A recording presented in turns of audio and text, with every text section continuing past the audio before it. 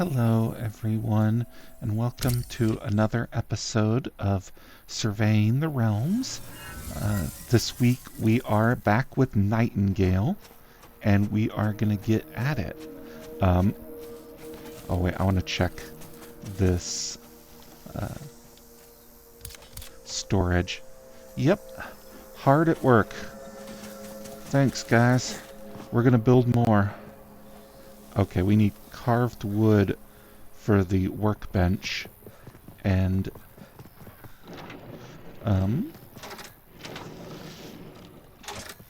wait, do we have our, yes, carved wood for the workbench. So this week is just going around making sure that we can get prepared for our upcoming challenges in the new plot biome, the new world with I don't know what it's called or what I should call it. You know, the worlds that we go to because we need to unlock more stuff. But this week all we're doing is making sure that we can get what we need to survive. It's all about the grind this time. And that's maybe not the most exciting thing to watch, but I'm going to make it exciting through friendship. You know, friendship, the most exciting thing there is. Wait, I built this carved wood, but oh, it's for this. Alright. So, yes, we need more of everything, basically. Huh. Why is it not allowing me to use my lumber? Gotta make sure all of these are connected.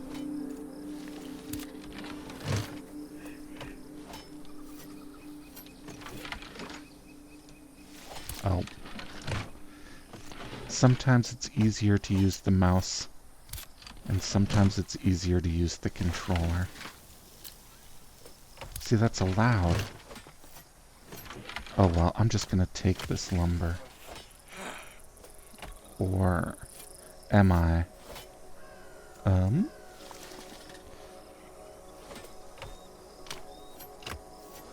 Okay, we're only gonna take as much as we can carry. We're only gonna take that much. Don't worry, guys, we're not gonna take more. Okay, I need to build a lot of hinges. See, this is exciting. This is great entertainment. Worrying about hinges for my dozen dressers. 2, 3, 4, 5, 6, 7, 8, 9, 10, 11, 12, 13, 14. Yeah, this is going to be our final base. This is where we're going to settle down from here on out. And you know I'm in it for the long haul because I'm building 14 dressers. But also all of my tier 3 stuff, so. Okay. So, what we need to do is we need to go back to the other base because we are in need of etched ingots in order to get the materials necessary to build our materials on site instead of just going back and forth.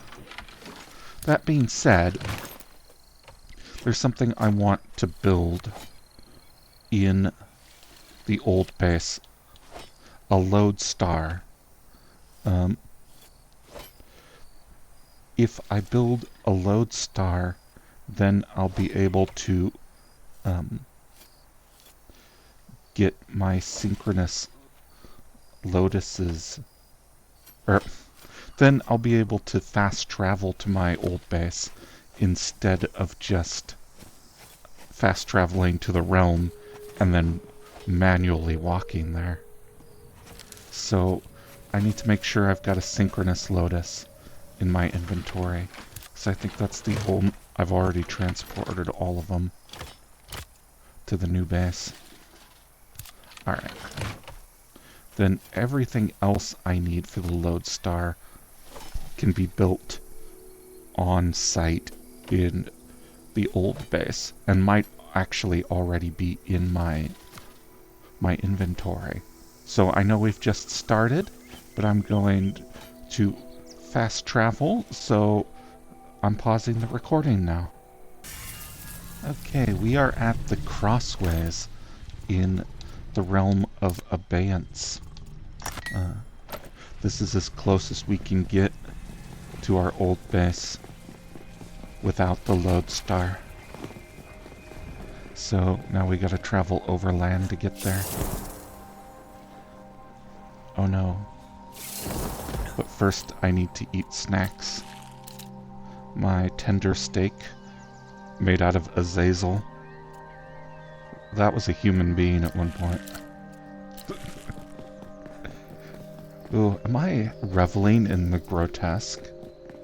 Like, you know, I express a discomfort at cannibalism, but then I remind you that I'm committing it every time I do. Like, oh no, I'm eating a human being. Aren't I so naughty? And, right, like, I could have made the choice not to make a tender steak out of the flesh of that cursed and transformed man. Right? Like, I'm not so hard up for bonuses in this game that I needed to do something so disgusting. But I did it anyway, because I have no sort of emotional connection. He didn't look like a man when I decided to fight him. So in a way, like, he was barely a man at all. He was just a creature. And eating the meat of creatures is okay. I mean, not really, but culturally it's okay. Right, like, hey creatures, I'm gonna eat wolf meat. The game just sort of abstracts that into a general predator meat. But like, if you sat down in a restaurant and you were served a steak and someone told you that it was a wolf, I think you'd probably have a problem with that. And I wouldn't blame you. I would completely sympathize. Wait, what is this map marker I'm standing on? Ore?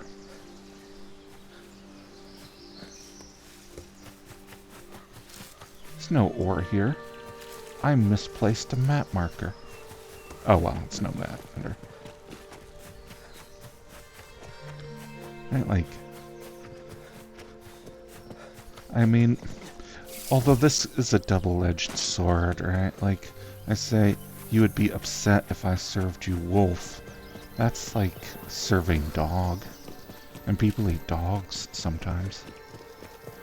And I think, like, there's a certain racial component when people get upset about eating dogs. Although I think it's worse to eat a wolf than a dog, if I'm being honest. Like, a wolf is a wild creature. It's got its own existence. A dog is a domesticated creature. It was bred for service to humans. And what greater service could there be than to give your life?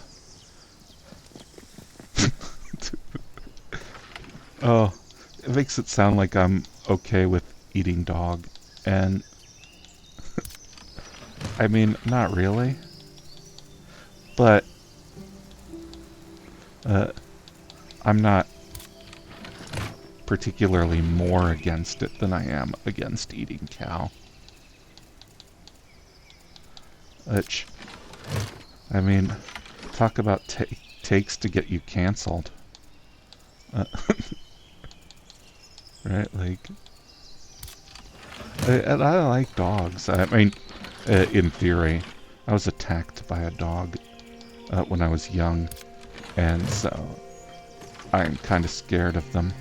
But I'm not, like, suggesting that it's okay to eat them because I'm scared of them.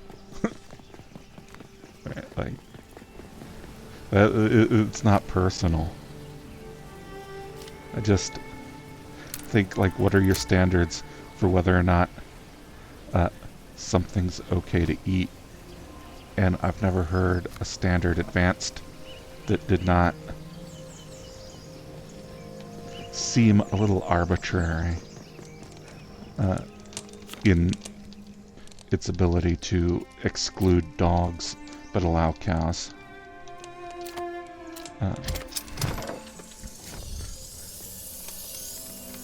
And, I mean, I'm not calling you out or anything if you eat cow but not dog. Everybody's responsible for what goes into their bodies. But, you know, this arbitrariness of what is and is not okay to eat, you know, that's something that has affected my personal behavior.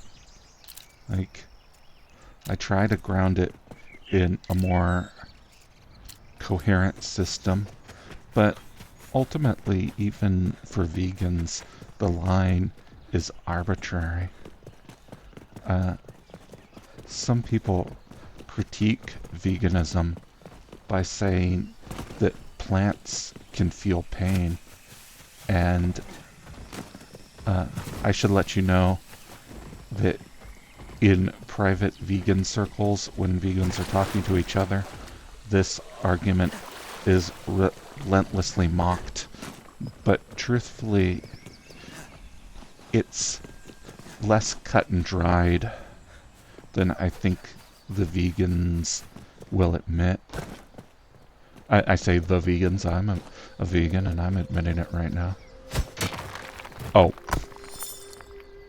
I was waiting for like a message to pop up saying it was okay to hit these rocks. Because see, this is what happens if you hit a rock that's not okay. I need regular stone, but you gotta recognize which stones are regular. Alright, I'm gonna carve you. So, right, when I say that it's less cut and dried, that plants can feel pain, like, obviously, it's not a case of plants having a central nervous system and experiencing qualia the way an animal does. Right? They're not that complicated. So, to say that a plant is capable of suffering is probably inaccurate. But they do have ways of chemically signaling damage to their cells, and a chemical signal that indicates damage, right, that changes the behavior of one part of the organism because of damage to another part of the organism, that is kind of like pain. It's functionally pain. And there's a word for it, noroception. I learned that because I googled whether or not worms can feel pain. And current scientific consensus is that they have noroception, but not the ability to feel pain, which is an interesting distinction. Because, you know, like, they're reacting to harmful stimuli, but they're not experiencing them. And yet a worm is basically a direct human ancestor. Maybe not any of the worms living today, but certainly there is a worm-like creature in our family tree. There's a plant-like creature too, I'm sure. But the difference between a plant and an animal revolves around cell walls. So, to say that a plant is a human ancestor is probably not true. Like, there's some autotrope, maybe single-celled, that that gave rise to animal life hundreds of millions of years ago, that probably blurs our contemporary taxonomic distinctions. But oh, I need to etch some ingots. But it's probably not a plant in the way that we currently think of the term. So, like, the notion that there could be a gray area between plants and animals is not, or between things that feel pain and things that don't feel pain, is not absurd. It's actually... Oh, I had all these etched shimmering ingots. In copper. Alright. Well.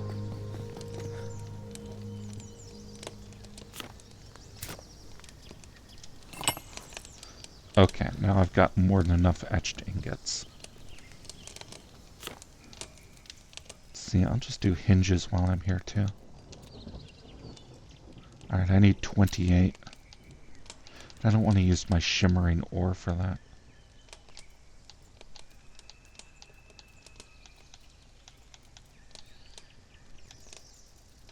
Oh, I will actually just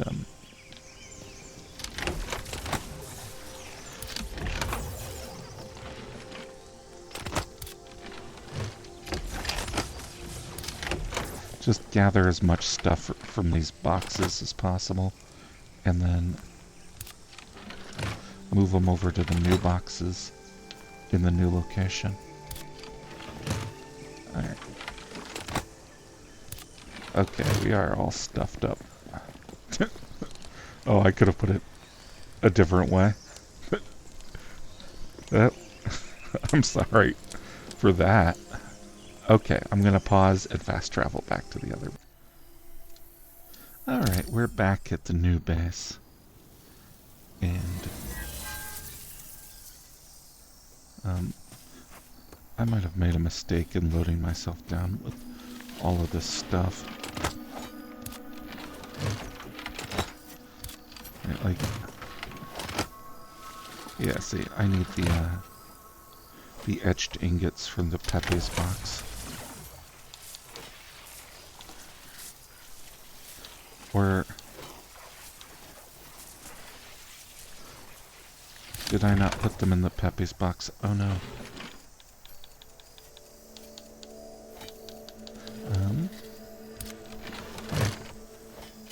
What are we looking for here? Etched ingots. There we are. Alright, we're gonna go around and build up as much stuff as possible. Ooh, I'm gonna have to build or make a... ooh, I like that. Yeah, this is starting to feel like home. Yeah, I'm gonna have to build or make a textile station so that we can get the thread that will allow us to Okay.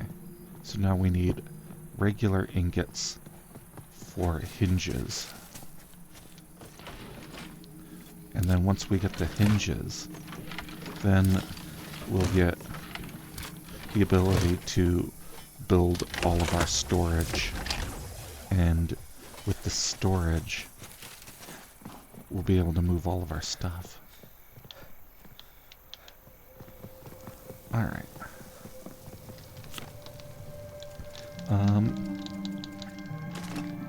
There we go. Our smelter's working for an hour and 15 minutes. Should take us to the end of the game, honestly. Like,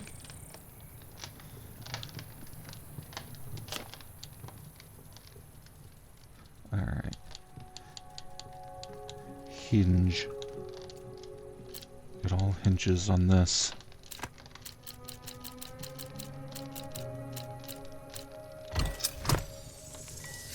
Oh, we gotta wait 5 minutes for that because we don't have the enhancement.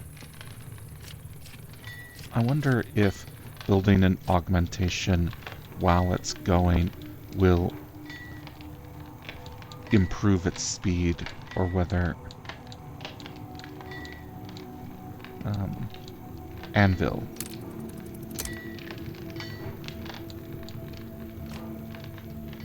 Oh, iron ingot. I've got the iron ingots in the old base, but I don't have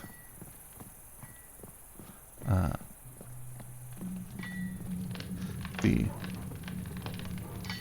Alright, we'll take 2 of these hinges and make 1 storage. There we are.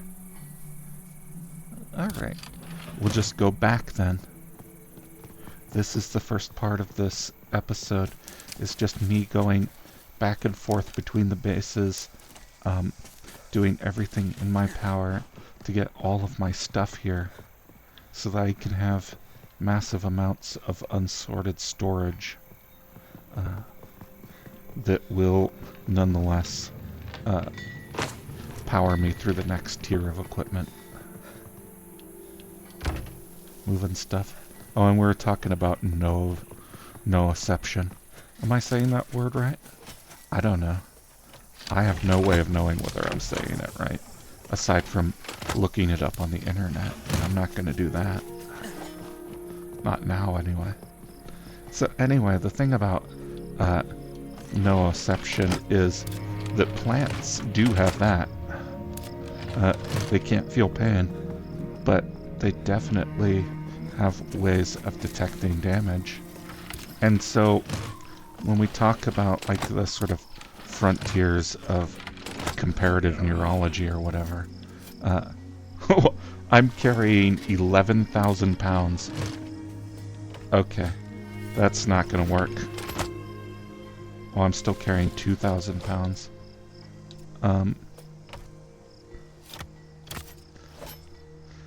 Wait, what's the heaviest thing I'm carrying? Alright, so pick up that and drop, I don't know, this. 920. Oh, all of this hide.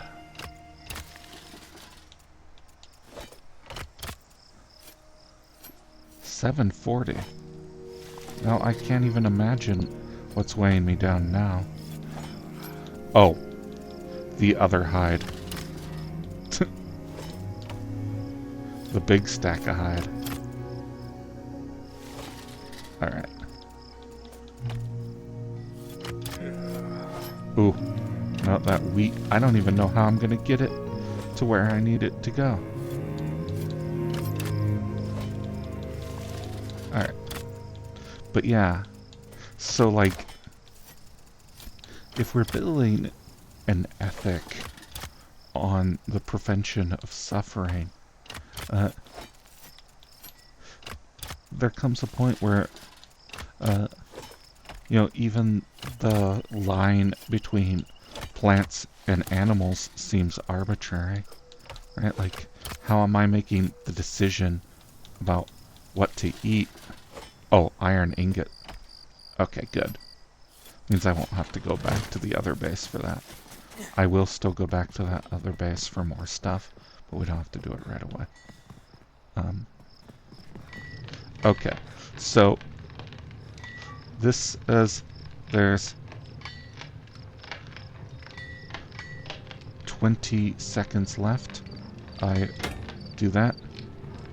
Okay, so yeah, no, it doesn't reduce the time. Oh, I only built 14. I meant to build 28. Alright. So I'm gonna grab that. Okay. So now we're gonna do it again and see if the iron anvil has an effect here. Reduces refinement times by 15 and increases yield by 40% on smelters. So let's see.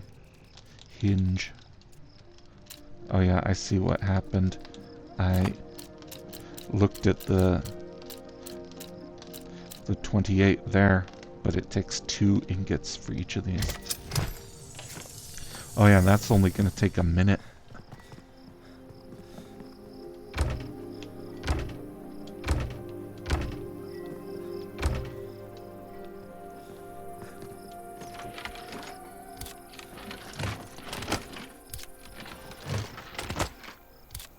Okay. So, first things first, I gotta set these to building is allowed. And I've got to do it for all of them. All 14. But, so, what was I saying about worms? Oh yeah, like the line between plant and animal is pretty arbitrary. And so, like, as an ethic, the line between nociception and pain is probably less arbitrary. Although that it has the disadvantage of being fuzzy. Right? Like, you know, it's not arbitrary, but it's also not, like, obvious. There's wiggle room to be had there. And I think that's why you draw the line at animals and not at nociception, because that at least is unambiguous. We talk about moving around. Like that's how our ethic is built, is it's okay to eat something that is stationary, but it's wrong to eat something that's moving around. But truthfully, I don't want to eat a worm, so like I'm not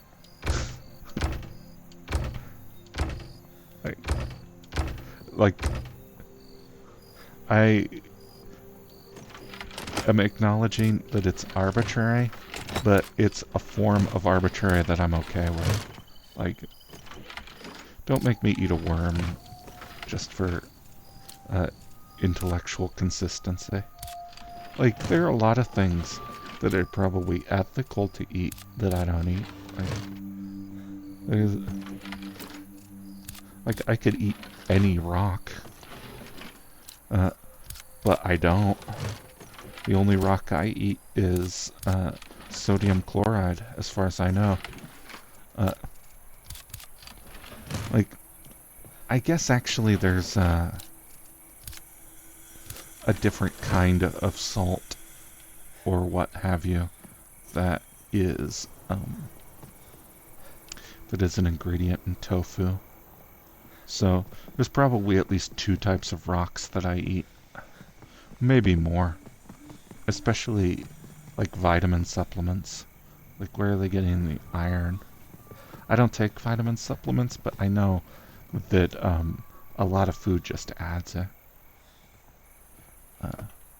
And I probably should, but um, I don't know. Like, my understanding of vitamin supplements is such that uh, it seems like an inexact science. But don't take my... Like, I'm not making a claim about that one way or the other. Like, there are a lot of people who will just say random, untrue things uh, about health and nutrition online, and I don't want that responsibility. Uh, oh, did I accidentally make glass instead of a lens?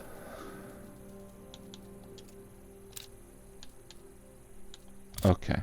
I did, but I need more glass, so it's okay.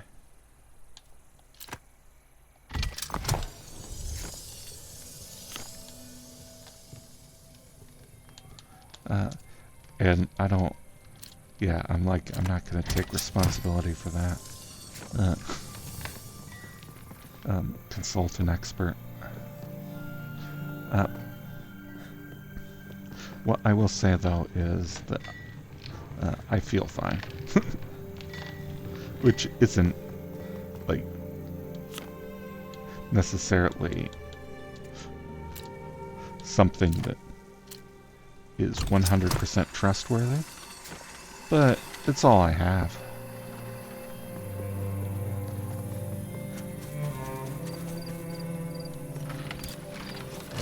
Oh, right, I was going to build a ramp or something here so that I could get in and out of here under full load.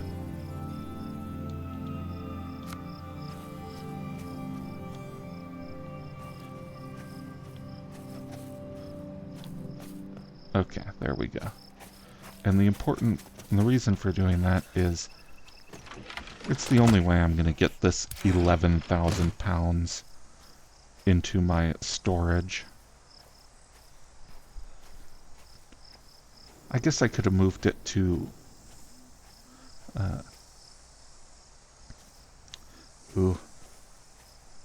we are... You know, we're making it. We're coming.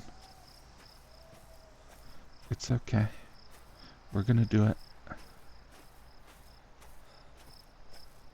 Right, like, slow and steady wins the race.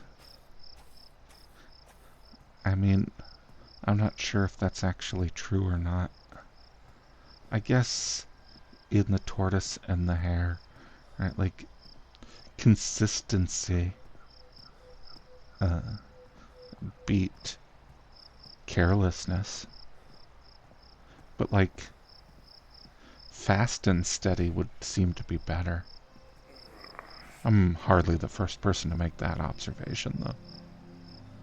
Like, come here for the worm-eating discourse. It's like, why aren't you eating worms? And, you know, my reasons for not eating worms are not especially grounded in, like, careful thought.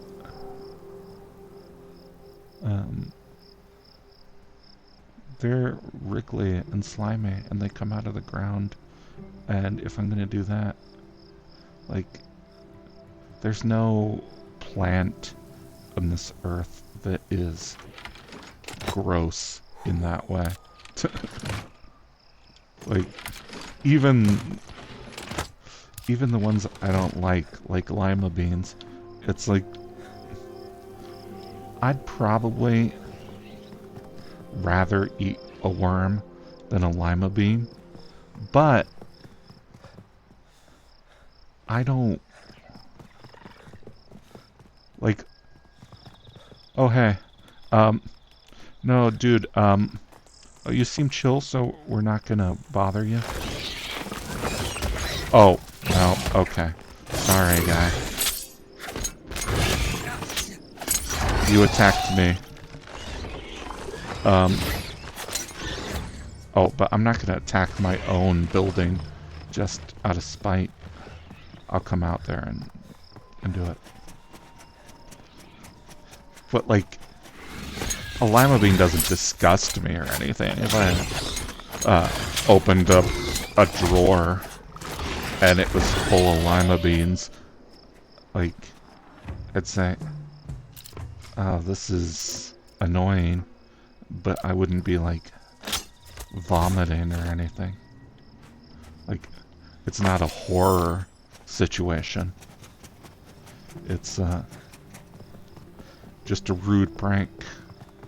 But, oh, a drawer full of worms. I think someone was trying to send a message. It's like, what message? Like the mafia was out to get me or something.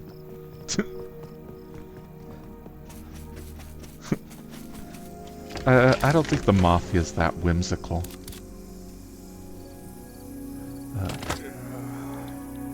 Okay. It was actually probably okay to leave those where they are because you can build from here. And in fact, I'm gonna do exactly that. I don't know why I even bothered. Okay. So these I'm just gonna pick up. For some weird reason, they didn't let me build from these boxes. Probably because they're outdoors on the dirt. But regardless, it annoyed me. Alright.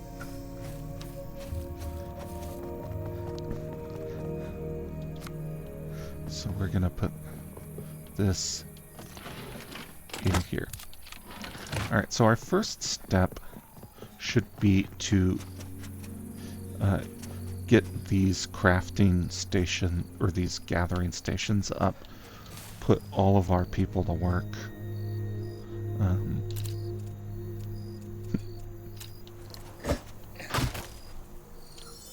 Right.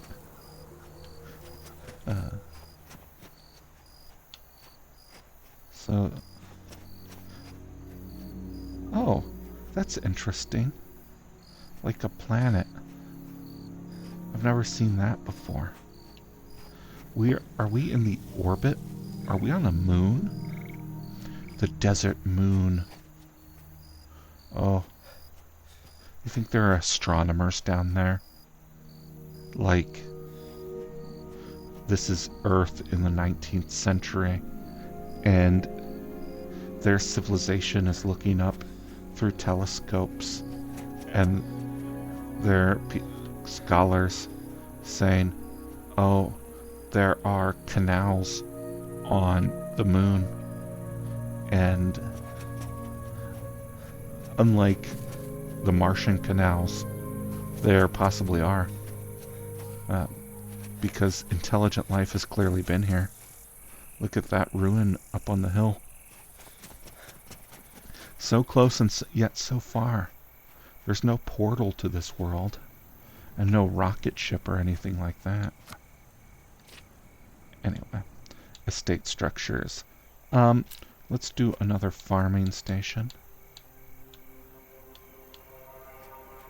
I'm farming the desert. I don't know how ecologically responsible that is. But we're right next to a watering hole. So, like, maybe it's one of those, farming station. Okay. We're plant fiber currently. Wheat. Oh, we've only got 1, 2, 3, 4, 5 more. I think we want a mining station and another farming station and wood chopping, and we'll see where we go from there. Okay.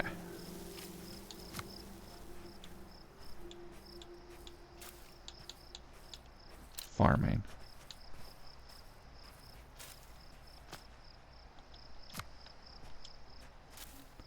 Okay. And then we'll do a mine here.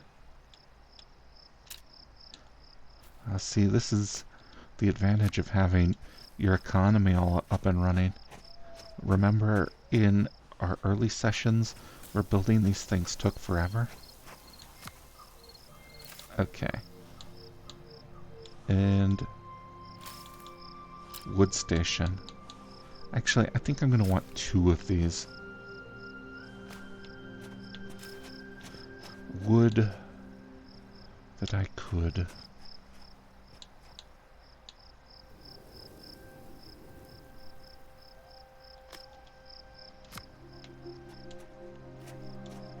There we go.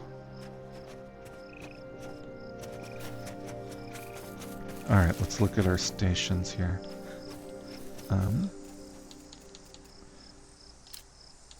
Eugene. Oh, we're just assigning these jobs in alphabetical order.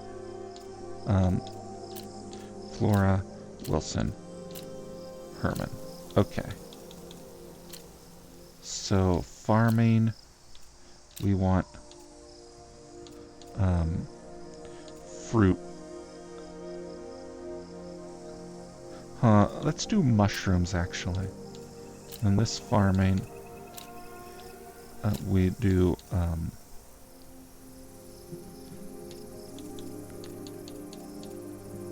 flowers or berries or pumpkins. Pumpkins. Then the wood station, we need wood bundle. The other wood station, we need sticks. And then in this mining station, we need ore.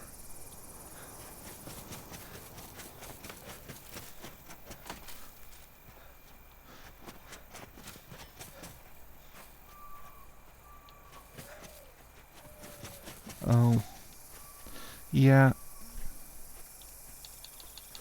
Wait, no.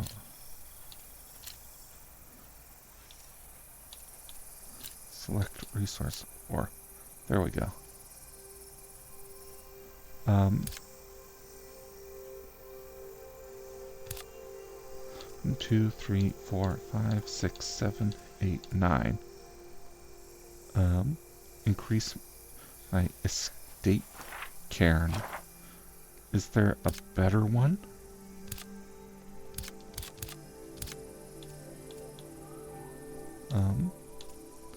Tier 3 estate cairn.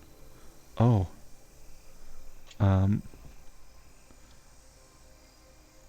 Alright. This is something that I am going to want eventually. Can I just upgrade it?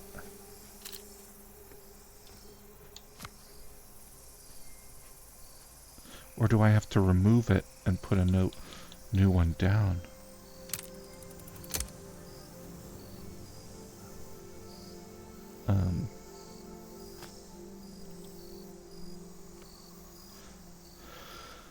Oh, I'm not gonna have the resources for this for a while, so I'm gonna just remove it for now. Okay. Well. Alright, let's... 2...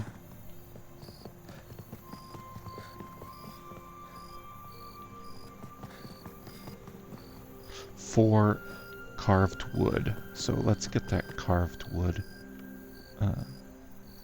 started.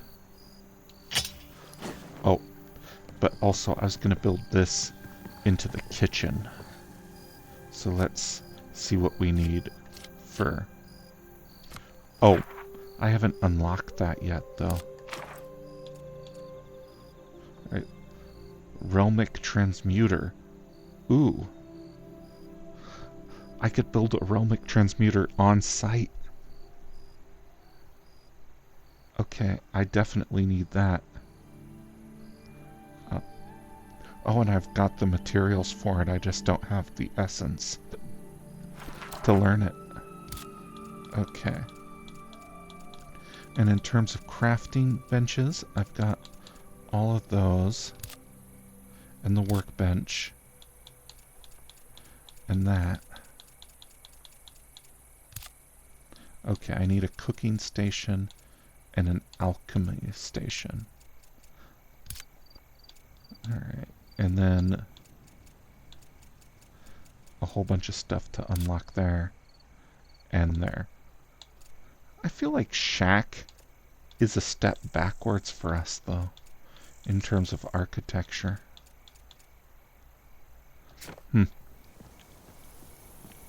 Anyway, so I got a couple of possibilities open to me. I can go back and forth and ferry all of my materials to the new base, and I definitely need thread and things like that. Or I can hold off on that. Oh, I did it again. I meant to make 2 carved woods, or 4 carved woods, but I made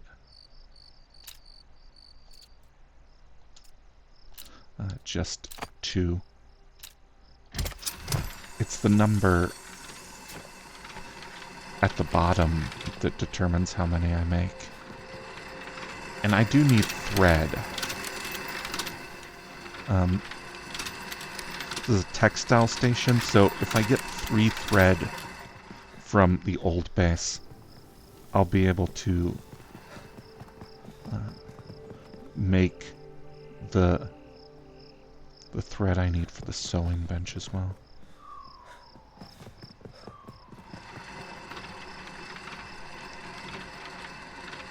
Okay, what am I doing? I'm just gonna do a fast travel and go get the rest of my stuff. Between the Pepe's box and my personal storage, I think I can do it. Alright, so let me pause this. Alright, we're back in abeyance, and I actually popped this in early because I want to show the mechanic. As you might notice, we are at the crossways instead of the base. That's because lodestar travel only works within a realm. So in order to get to the base, I've got to first travel to abeyance and then to the lodestar. The good news of that, though, is you don't need to pause for that pause the recording for that, because it's actually really fast. Oh, and that frame rate drop you're seeing, I'm seeing it too. It's not a recording artifact this time. It's actually happening.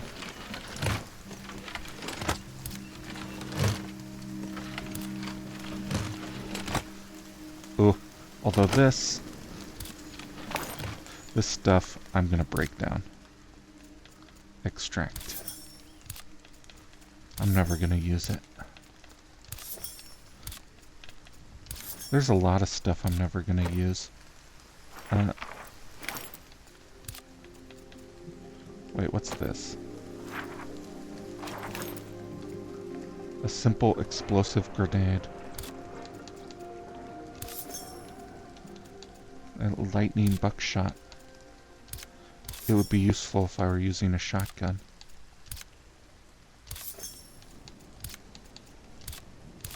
I don't know. I think we discussed this before. That, if I were going to use a firearm, it would probably be a pistol. Ooh, thread. I've got some. Charm of mining. Does my current thing have a charm on it already? Yes, it does. But I'm going to hold on to that because...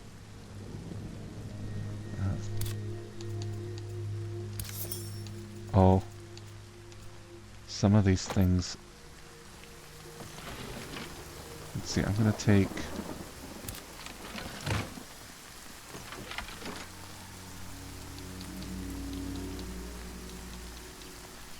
well, there's so much that...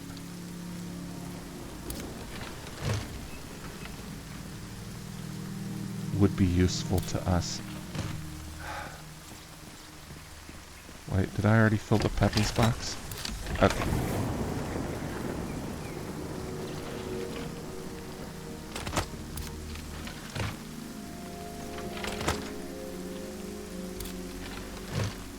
Okay, let's look, see if there's anything more we can... oh, I'm not gonna need that. I'm not gonna need that ribbon wood either. I've got better wood at home. I'm not gonna need this ice buckshot. Or this infusion. We're all about the tier 3 infusions now. Okay.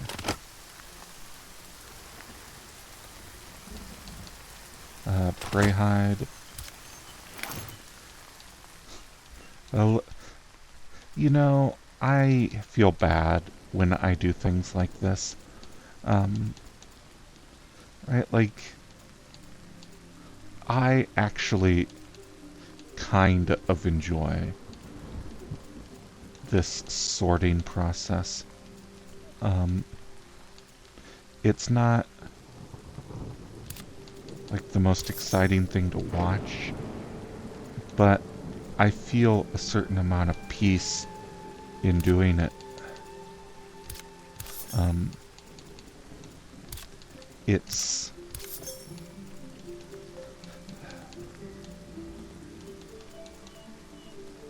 like taking care and paying attention to the details is one of those things where sometimes I find it very annoying and sometimes I really enjoy it.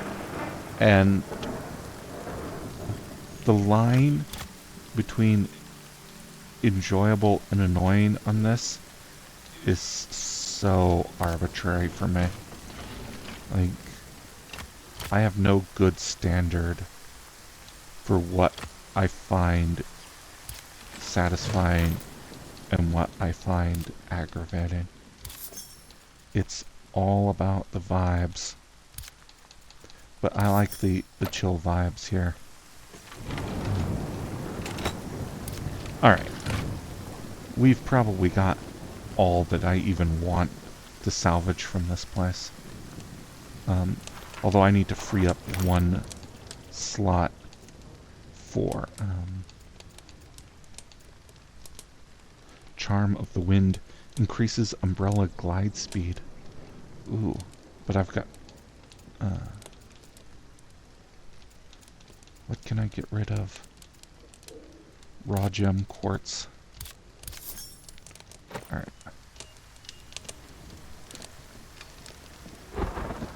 Sewing bench. Oh, we were talking about vibes.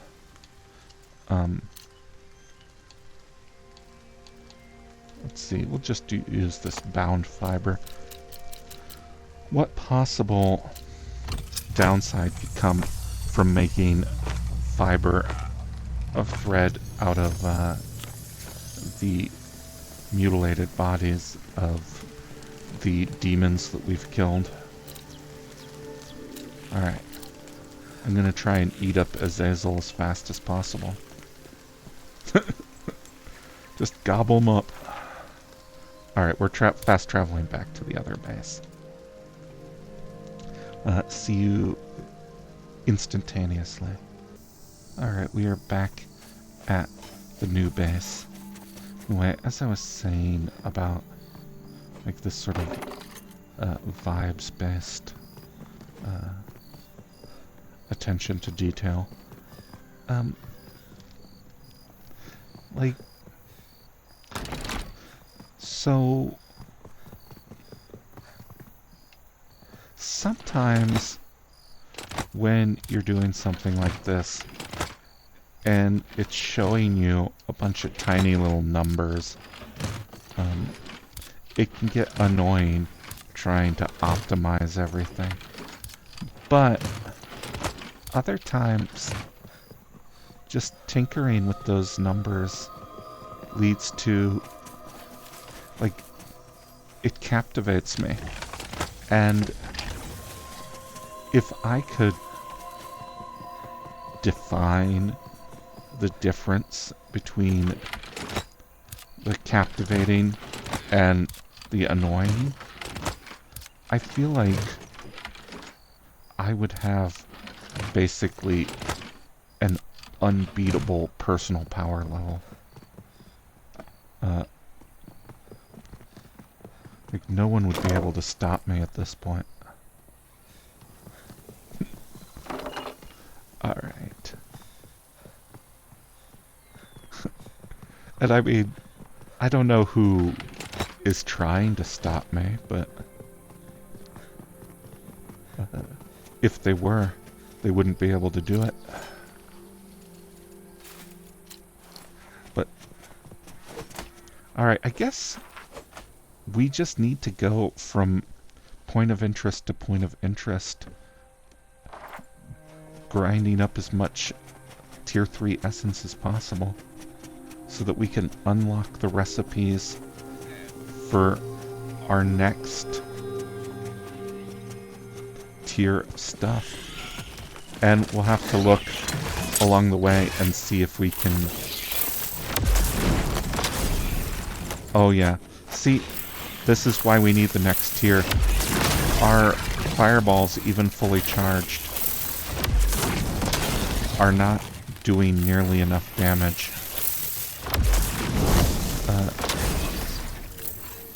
So we gotta sort of pound away at it. I don't know why I'm using that kind of terminology though. Watch me pound a couple of bugs. Oh. I deserve to be demonetized. I mean, I'm not making any money off of it, but like, if there's a level below demonetization, I've earned that. Like, I should be paying you to watch these. But I'm not going to. Ball's in your court. Wait, what's this? What am I walking towards? Oh, okay. An infestation. Wow. This infestation is really nice. Like, I love what you've done with the place. Maybe I should invite you to my base so you can infest it.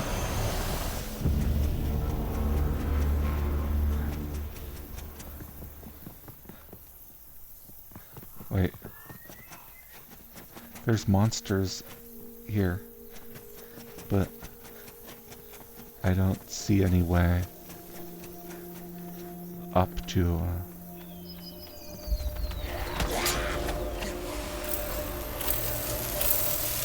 Oh, I'm gonna have to start getting aggressive here. I'm gonna damage the terrain. Oh, it's probably in this structure over here. Oh, excuse me? So, I think there's been some sort of fundamental miscommunication about who gets to wield fire-based attacks and how. Like, you're stealing my bit, and you're doing it better than I am.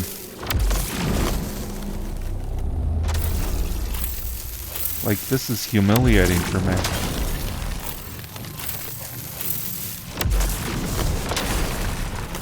I have a reputation as a fireball happy weirdo, and you're ruining it. Like, you're a lot weirder and a lot more fireball happy than I am. And, like, I'm the human here. You gotta let me have this. I need it. You don't need it the same way I do. Oh, man. That's an ethical discussion all on its own. Like, to what degree does need dictate what people should and should not get?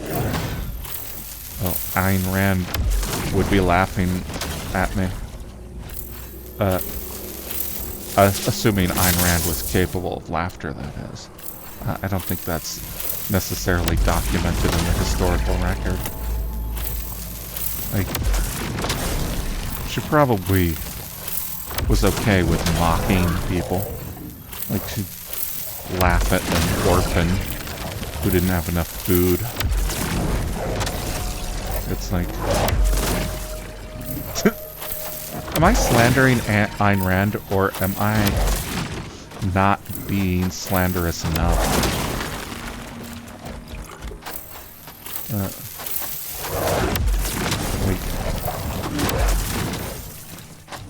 If the ghost of Ayn Rand is watching, drop a note in the comments.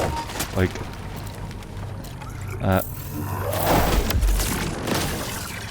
she would never laugh at an orphan child because she believes orphans should be sold to the highest bidder, and so consequently there's no such thing as an orphan. There's just labor that has been improperly capitalized.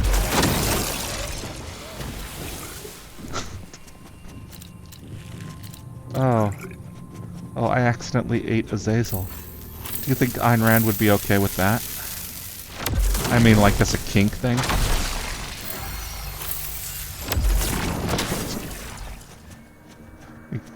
Sometimes I ask myself, what would Ayn Rand do? Oh. Alright, well, she would certainly... ooh. Who would Ayn Rand want to win this fight? I mean, I've demonstrated a pathetic lack of capitalist gumption by saying that that creature should have just let me have the whole fireball motif or aesthetic. I don't know. Let me have the fireballs because I need them more. Like, she would not respect that argument at all. But she would respect the notion that I should be able to monopolize fireballs because I got to them first. Or maybe not monopolize. Like, I proved that I should have the fireballs because I did them better. And the reason we know I did them better is because after an exchange of fireballs, I'm still standing, and that creature is not. I don't know. I don't really care what Ayn Rand would and would not approve of, because it's all gonna be something weird. Like, her standards of what does not count as ethical behavior is not something I find particularly compelling. But I we are in sort of a situation where we can talk about need as an ethical, like a factor in ethics. If someone needs something more than someone else, does that actually give them an ethical claim on it? And I don't think that's a straightforward question. Because need is something that people can't control.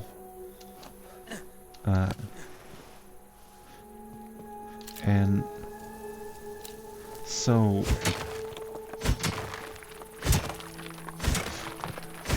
or no, I guess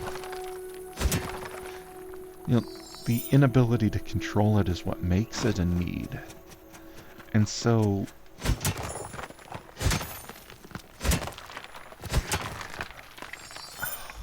I don't know.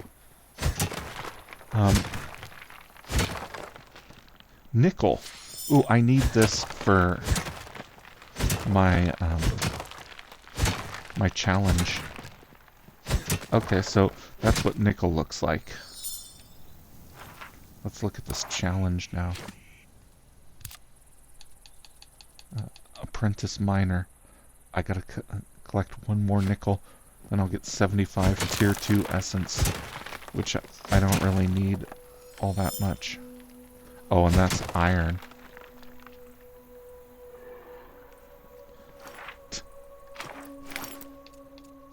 Man.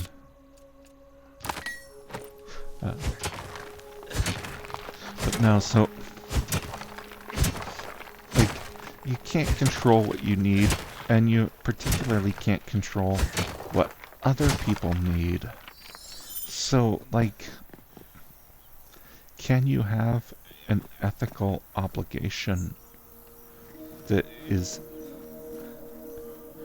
that you have no ability to influence one way or the other?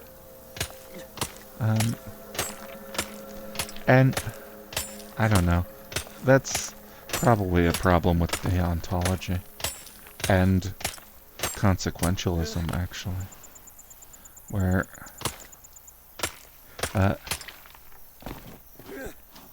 like, wait, am I reaching some sort of height limit? No, it's just a weird shape of the rocks. Where you're presented with these situations and there's a temptation towards the abstract.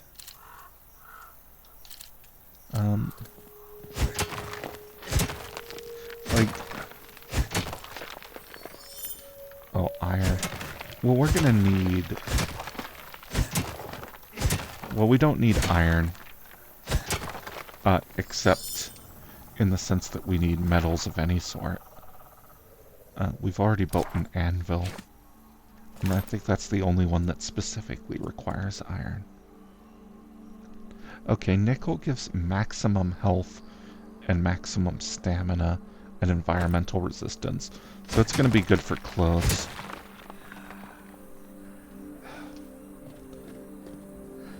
Is that nickel? Yes. Okay, we got the apprentice miner all done.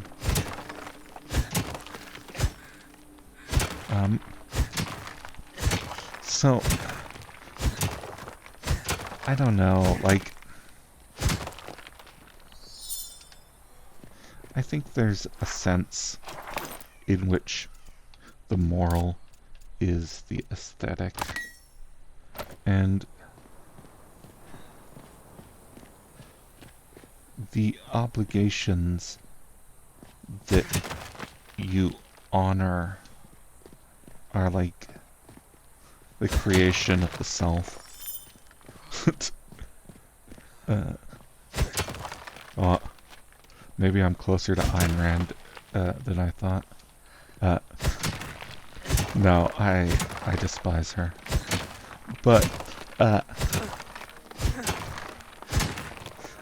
Like, if we talk about morality as an act of self-creation, then like what you have to view people's moral choices as how they want to be perceived. Right? Like, people use virtue signaling as an insult, but I mean, if you're not signaling virtue, what are you even doing? It's like, what would you want to signal besides virtue?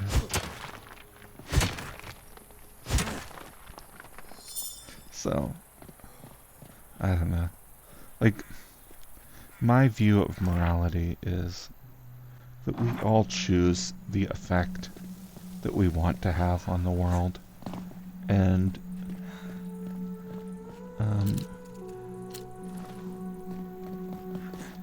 so, like, if someone needs something more than I do,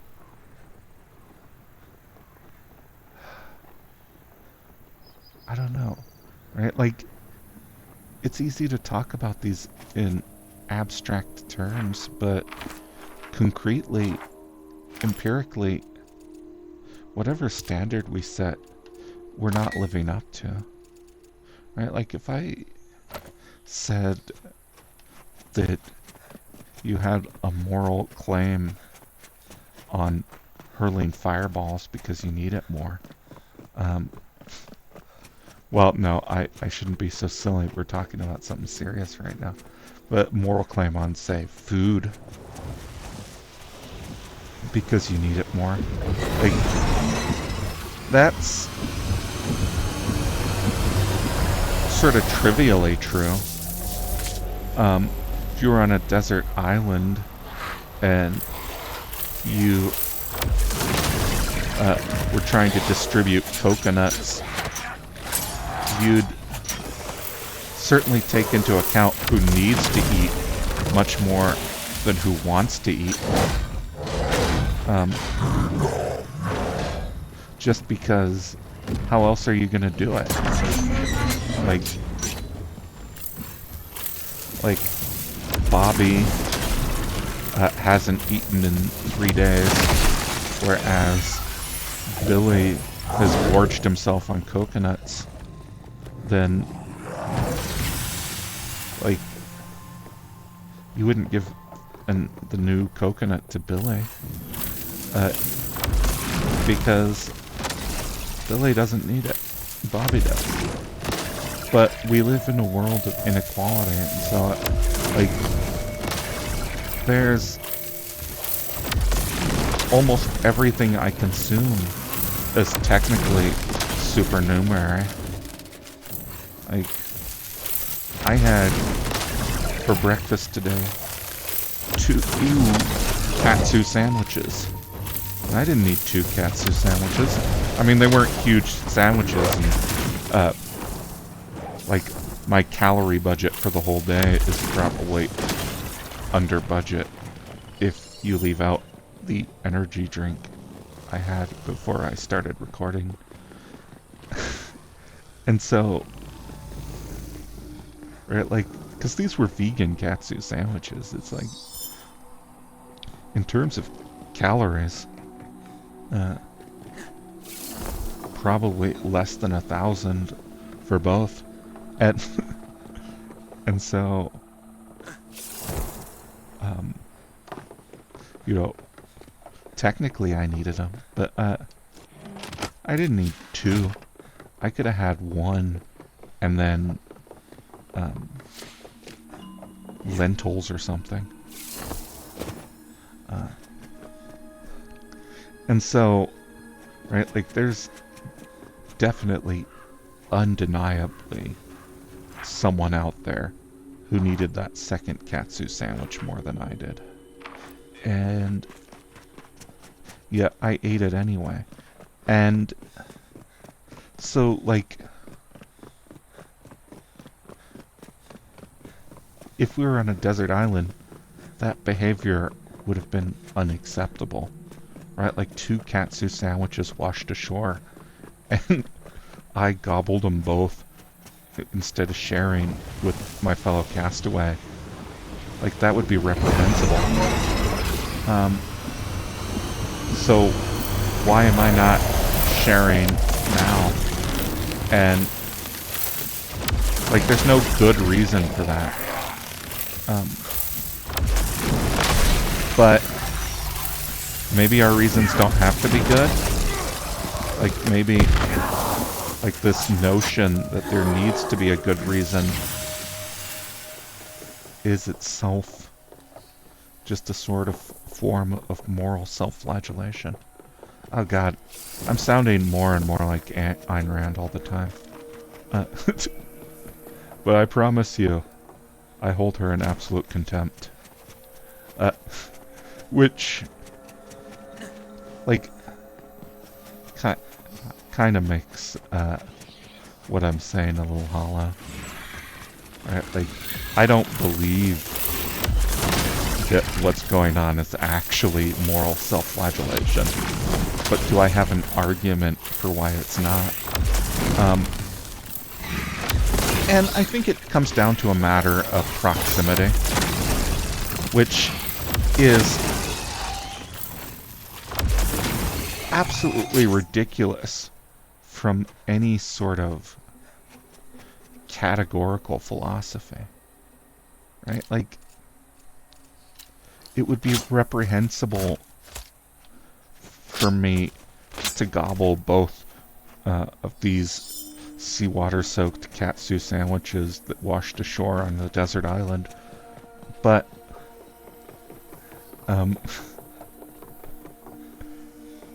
like, I'm not gonna mail a katsu sandwich to an orphan, right? Like,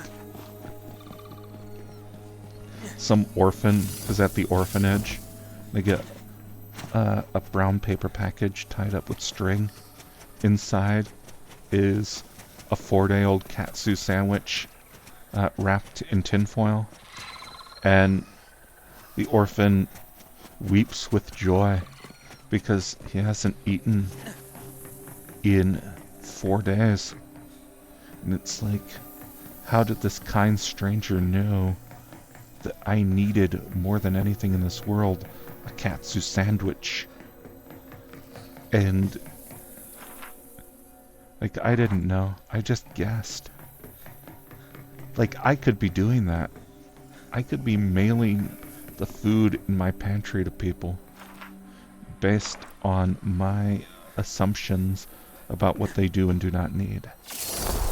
And so the question is, why don't I? And right, I don't have a good answer for that.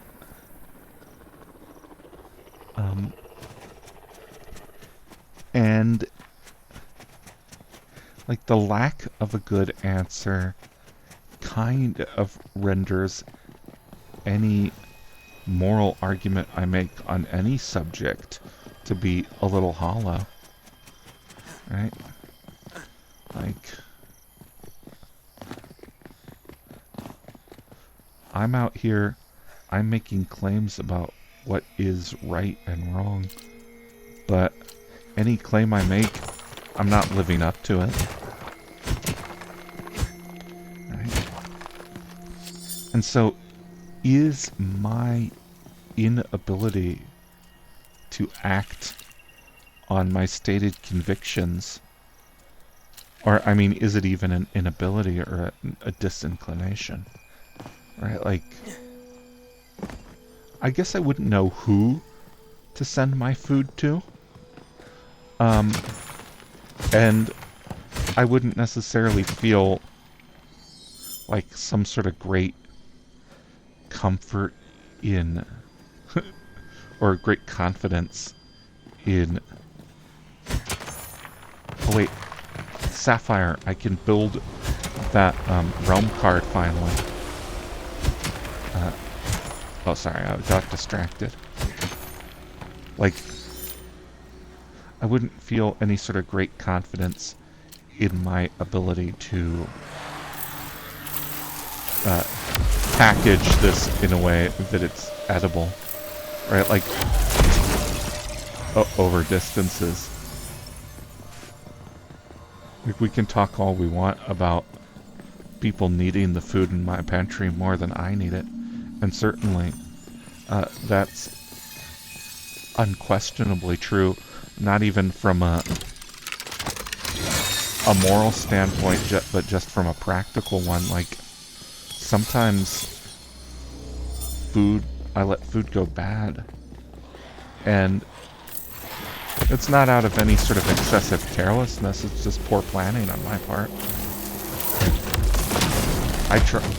I make a point to eat my food in order of perishability. Like, I try not to waste it. So I do actually make menu decisions based on what I think is going to go bad. Right, like, the reason I ate a katsu sandwich this morning, 2 katsu sandwiches even, is because I also bought a loaf of bread. And once you open a loaf of bread, it's on a timer.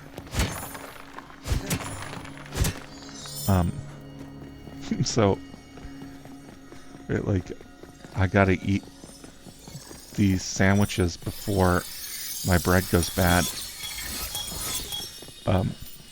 So it certainly wouldn't survive a trip in the mail.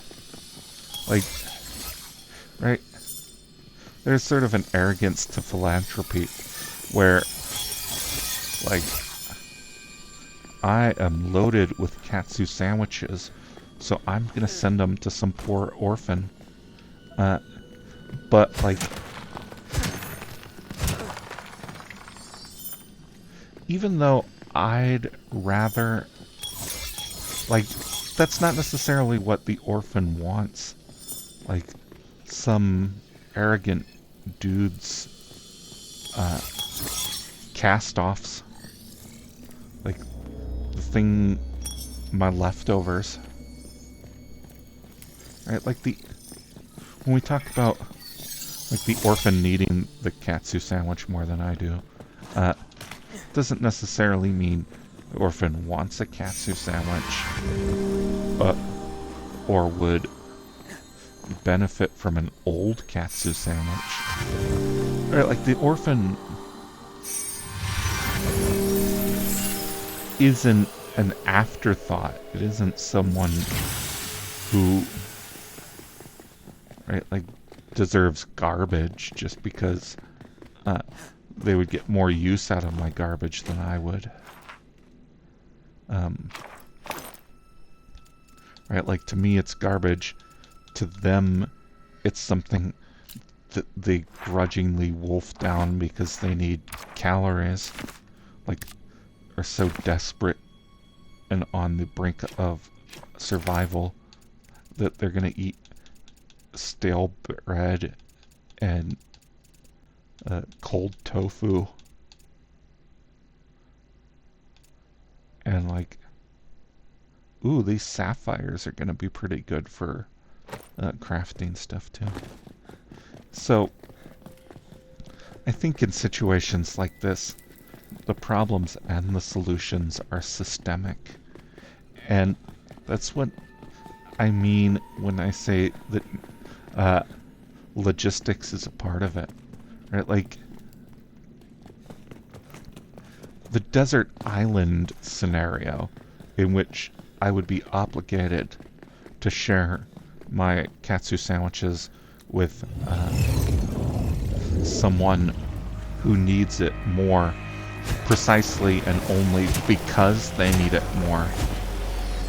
That's a system. That's right, like, the desert island presents itself with a certain number of intrinsic logistical challenges. And the orphan that I'm hypothetically mailing my food to is a different set of logistical challenges. And like, there are sources of food for this orphan that are much more proximate than the stuff that I could be mailing them. And because they're more proximate, they're also more practical.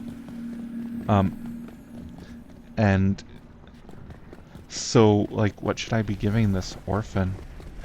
And the only answer that makes any sense is money.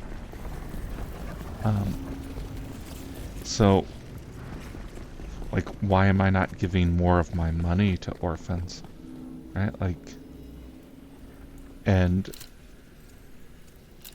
I don't have any good reason for that. Like,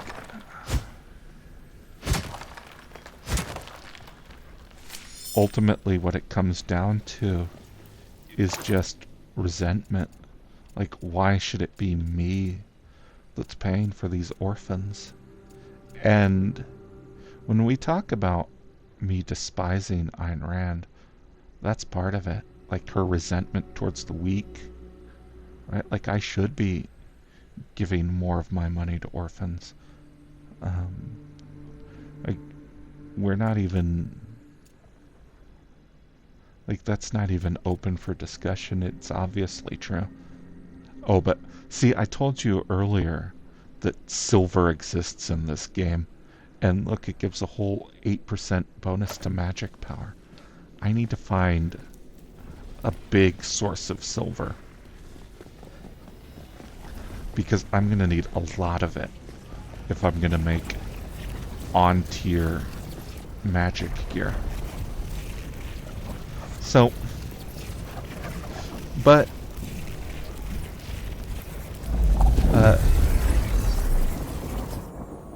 so we talk about me sending my money to orphans, and there's got to be a better reason to not do it than resentment. Like, I acknowledge that they need it more than I do, and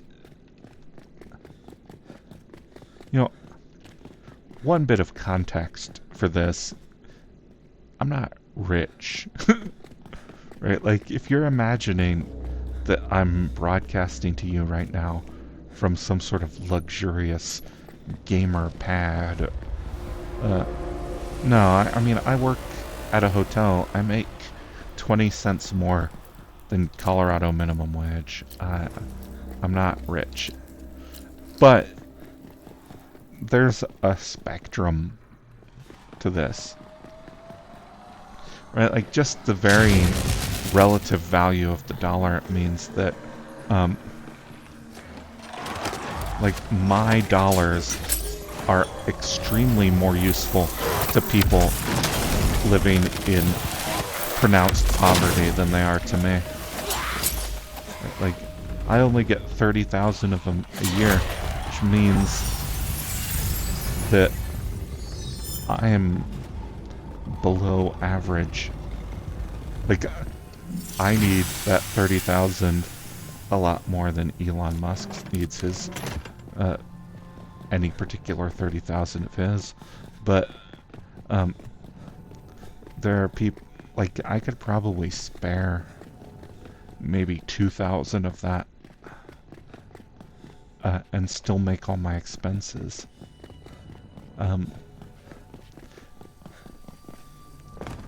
Although, you know, it's kind of a tight thing. But, like, that 2,000 in a place with a weak currency would do an incredible amount of good. Like, there's an incredible need for that. And so, like, why don't I do it? And like, on a pragmatic level, it's because if I needed that 2,000 and I didn't have it, it would be bad for me. Like, I kind of scared to give it away because a scenario in which it would make the difference for me is like a worst case scenario. Like, I would suffer immensely if I didn't have it and I needed it. But I don't need it now, and I'm not suffering for lacking it. So maybe there's someone with a more proximate use for it that would benefit more. And I say maybe, but no, that's definitely the case. And so am I a hypocrite for not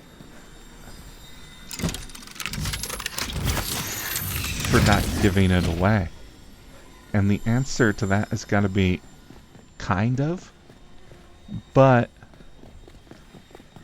it's an important bit of context when we talk about systems, because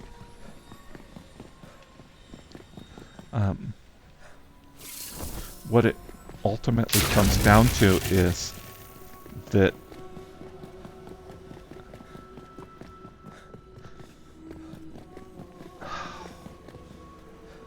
like the systemic effect of me sacrificing what is essentially just a cushion against bad events is not particularly great. Right? Like, we're talking about, like, on a desert island, me eating both of these flotsam katsu sandwiches that I find, even though I've got a fellow survivor who would need the second katsu sandwich more than I would. Like, that's reprehensible. But the reason it's reprehensible is because there's no alternative. And, like, in terms of our system, there are lots of alternatives. So why are you placing it on someone who's got, like, a marginal existence within the system? Like, why are we not exploring those other alternatives first? And there's no good reason for that. Right? Like, it's because the people who have even more than me are inclined to help even less than I am. And like, if I say that it shouldn't be on me, where do I get the right to say that it should be on them? And Ayn Rand would say, I don't have the right, right? Like, that if I care so much, I should be giving more of my stuff. And I think the reason that Ayn Rand continues to have the obscene popularity that she does is because it's not an entirely fatuous argument. Like, it's 75% fatuous, but there's an element there of truth. Right? Like, if I am unwilling to burden myself in this way, then how can I expect other people to burden them, right? Like, people in... So if my car broke down and I didn't have the $2,000 to fix it, I'd be screwed. It would be an absolute disaster for me. But it wouldn't necessarily be an unrecoverable disaster. Like, I could walk to work. It's 4.5 miles away. It would take me an hour and a half to get there, and I'd be exhausted and sweaty and in a customer service position. That's not great. But it's something like that I could do. It's not outside of my power. And so to keep like a savings as hedge against that is not necessary. And I could scale down my lifestyle.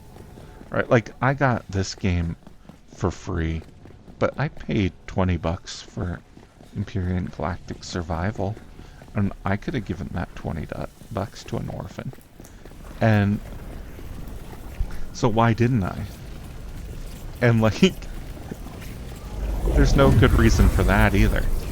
Right? Like, we're living in a world where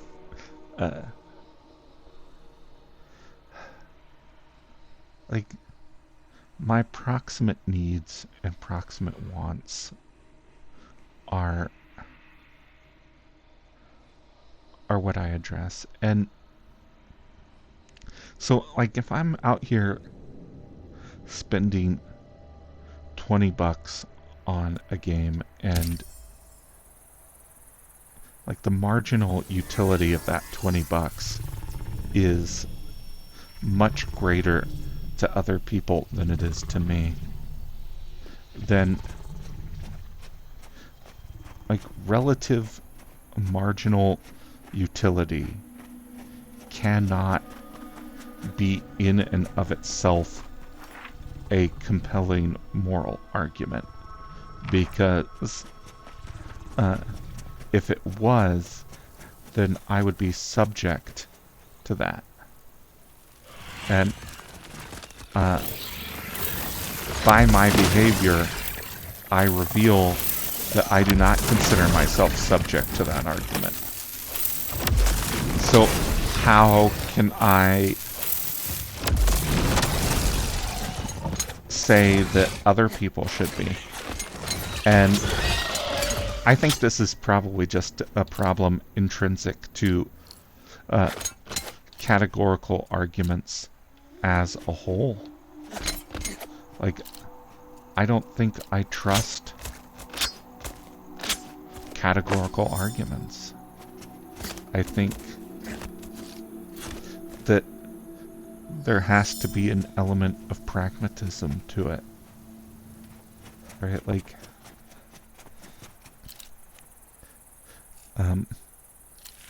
there's a system in place. Right? Like, so we're talking about the desert island katsu sandwiches. And I gotta share them because there's no other or better way for me or this hypothetical fellow survivor to get food. But, like, if we're talking about a situation where it turned out that a whole crate of katsu sandwiches washed up on shore, and then, right, like, I could be there and I could eat a second one and it'd be fine. Right, like, my fellow survivor needs that second katsu sandwich more than I need that second katsu sandwich. But there's like a 10th katsu sandwich in that box. So he can have the 10th one while I eat the second. Right, like, or he could have the third one while I eat the second. I mean, right, like, I don't know why I'm going all the way to 10 for that. Right, like, I'm bringing the whole box back to camp, and it's -2, and he's gonna eat 2 katsu sandwiches, and I'm gonna eat 2 katsu sandwiches, and then we're both gonna be fine. So, like,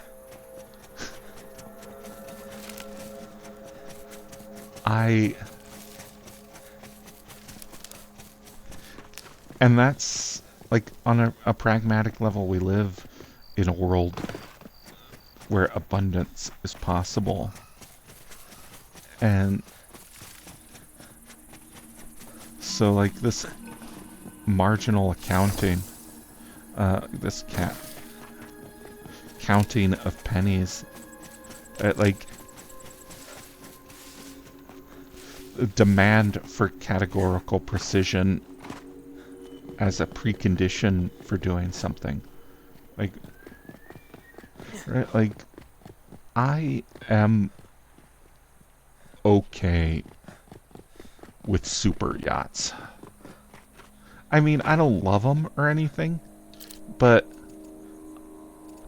I give, like, the impression of being this anti-capitalist, and I suppose on a systemic level I am. But, like, if we're talking about a world without hunger, then I would be okay with super yachts. Right? Like, if we could solve the problem of everyone getting enough food, then I would not have a problem with people messing around. Like, I don't need a super yacht. So if someone has a super yacht, I'm not gonna, like, envy their super yacht. And so, like,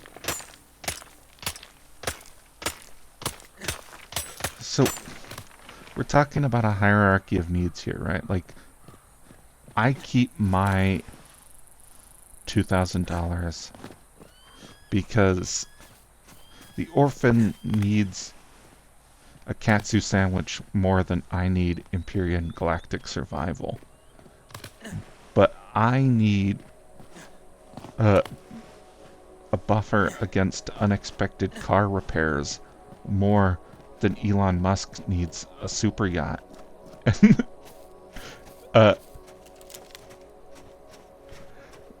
So, right, like, I think that,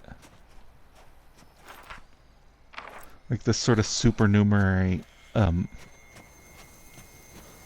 super yacht should be the source of the orphan's katsu sandwich more than my buffer, or even my my $2,000. But, like, what the fuck am I even saying? I guess what I'm saying is that I think systemic problems should have systemic solutions. And that if you're sort of holding a systemic solution hostage to someone making a perfectly consistent categorical argument, I don't think that you believe in the categories as much as you say you do. Okay, we're gonna have to do this defense mission, even though I hate defense missions, because there's like 4 recruitable people here. Oh wait, no. Only 1 recruitable, and then all of these company people?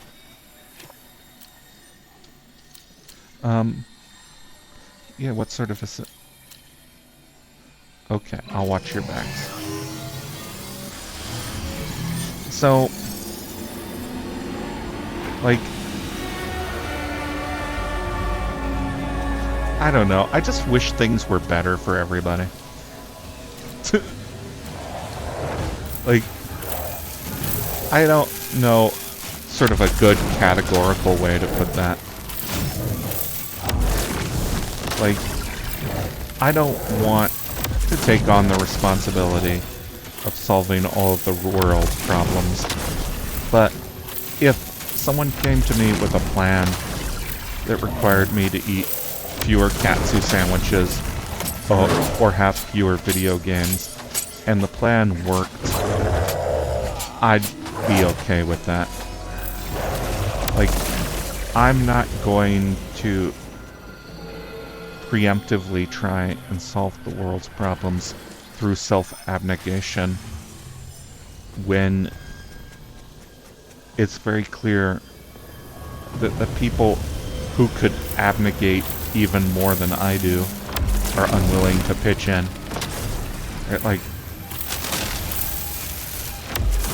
Right, because we're talking about taking away Elon's super yacht, but we're not. We're just talking about taking away his potential to get hundreds of super yachts. And he doesn't even use the one he's got. Actually, I don't know whether Elon has a super yacht or not. I know Bezos does. And like, I don't want to take away his super yacht. I just want the orphans not to starve. And what is necessary for that? Oh, shit. I died while trying to repair my sword. Right, like a system in which our abundance was more evenly distributed. And so,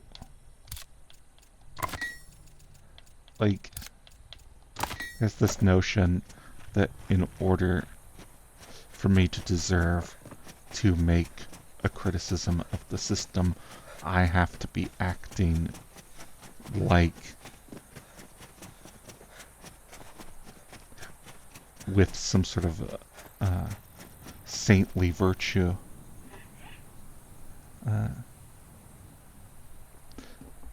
Like, it's not a good faith argument, but like, I don't know. I'm just going in circles and being incoherent here. Like, and I can't imagine that that's very entertaining for all of you. Because I'm grasping at a morality that I can't articulate. It's like all of these sort of interconnected gears of what is possible and what's not possible. And what's practical and what's impractical. And what's proximate and not proximate. Like, we could be doing more. And I personally could be doing more. And so, like, I don't want to absolve myself of not doing all that I can. But I don't want my confession of inadequacy to allow people who could be doing more to absolve themselves either. We could all be doing more. And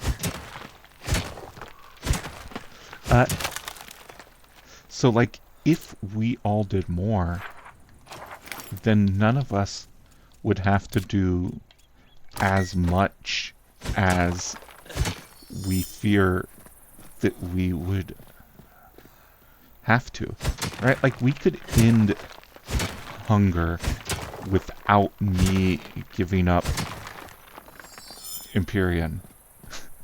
In fact, we definitely could, because me giving up Empyrean wouldn't help anybody. Like, the damage is already done. But, like, some hypothetical future Empyrean. Like, we could do it.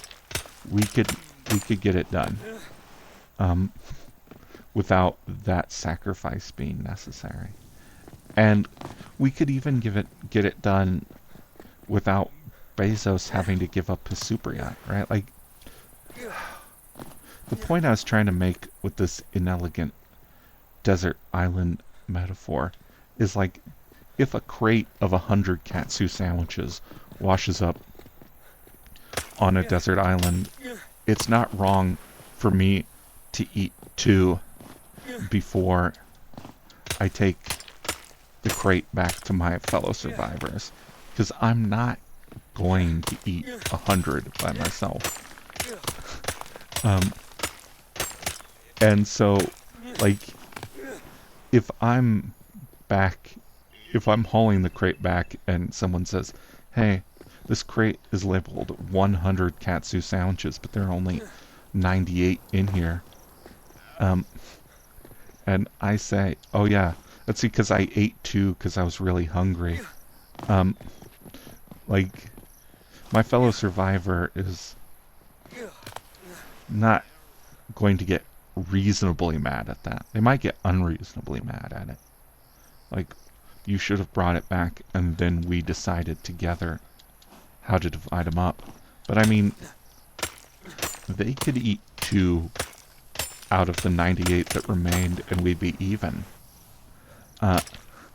Hell, they could eat 3 and, like, if they needed that third one more than I needed,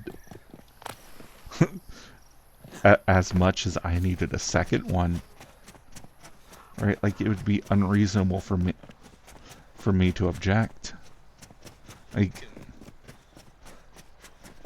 you don't necessarily want to base these things off of petty scorekeeping.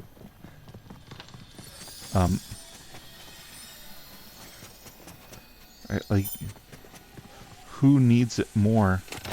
And the answer is, that's not something that's possible to know. So you don't necessarily base it purely on need. You base it on what's possible and what's practical. And so, like, I'm not going to hold people to a standard of, you know, it's wrong for you to pursue your wants while other people have needs.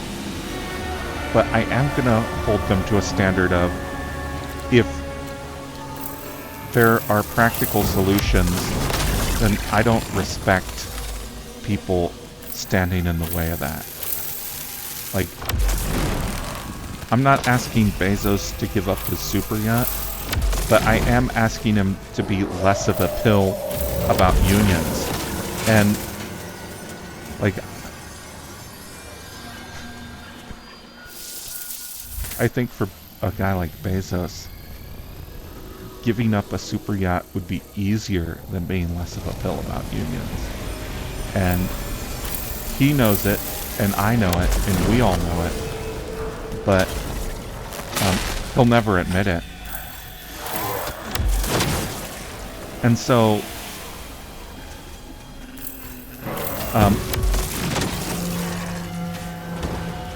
like,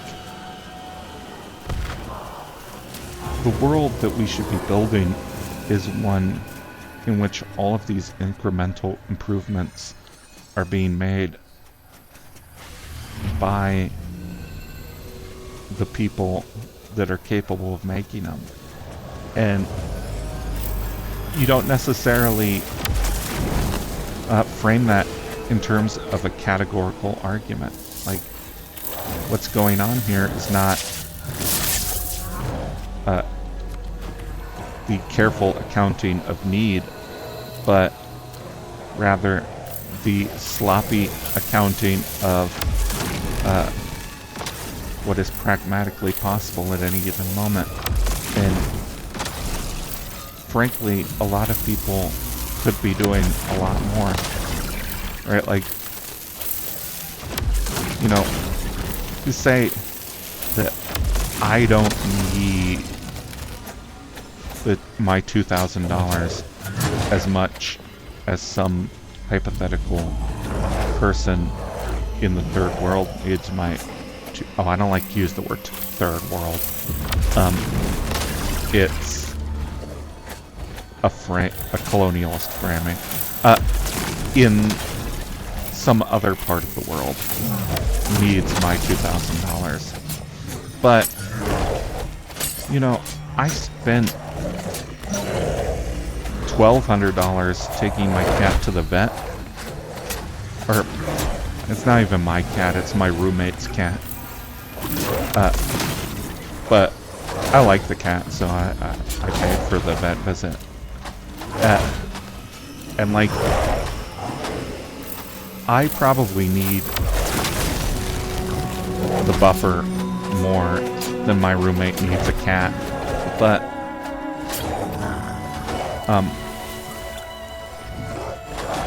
I'm not gonna keep scoring that way.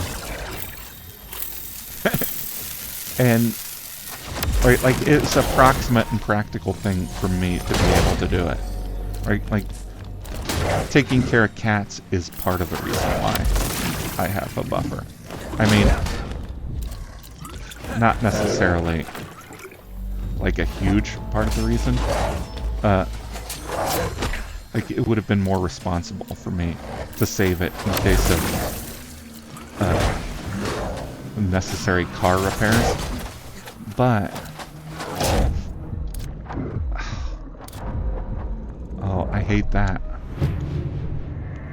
Okay, I'm gonna skip that that defense mission.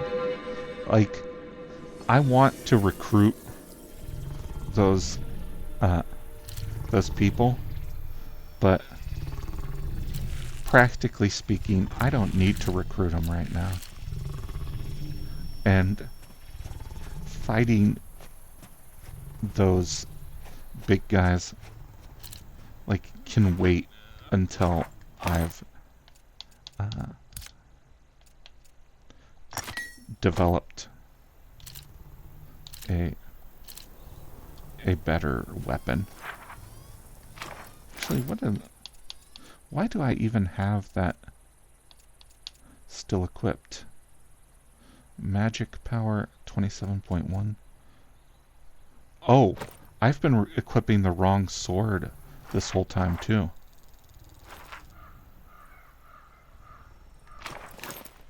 Like, this sword 16.8 magic power, this one 27.1. I have not been doing myself any favors by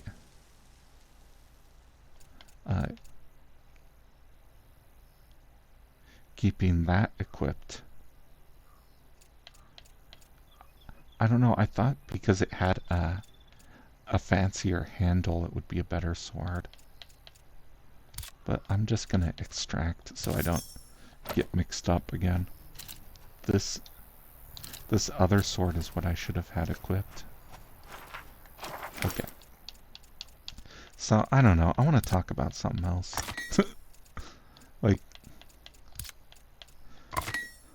I am not the person to rebut Ayn Rand. I'm not good enough at ethical argumentation for that. Like, she's notoriously weak when it comes to her ethics. Like, in terms of ethical argumentation, she's the coughing baby. But, like, I'm hardly a nuclear bomb. Like, if she's a coughing baby, I'm a coughing toddler.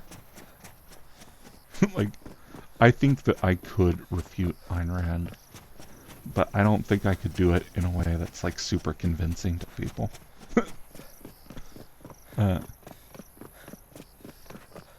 Oh, how are we on time? Okay, almost 2 hours. So I just need to keep grinding for progression points. And that's what the next couple of episodes are going to be. But I think we've made some good progress. I got the cooking station and the alchemical boiler done. What I want now is augments, I think. So I need elegant shirt, jacket, breeches, boots, pack, gloves, then a hat, a calcularian hat. I'm not going to wear an explorer's helmet. Too many colonialist vibes. Alright, so then the thing we unlock next is just as many of these. Oh, we're going to have to specifically look and see what we need from the smelter. We don't have the points to be unlocking all of that. But I want to do the augments because I definitely want to increase my base infrastructure to the degree that we're able to build as good a stuff as possible.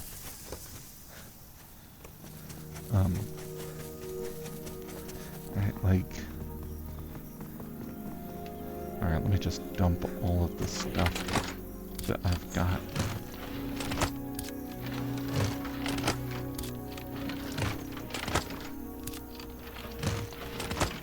Alright, there we go. Empty inventory. Well, not quite empty. I've also got to get rid of this bug meat.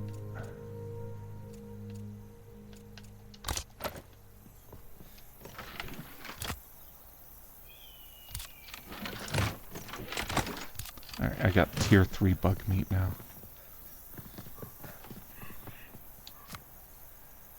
We're gonna build a kitchen. A tier 3 kitchen. Oh, an excellent cooking station.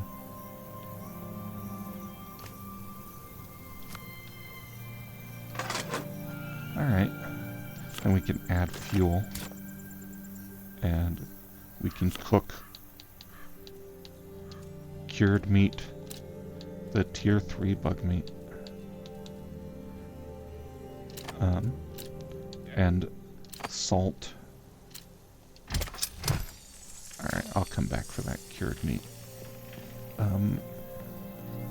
Alright, so with the workbench and the sewing bench, what we need is augments that will increase the stats that we want to put on our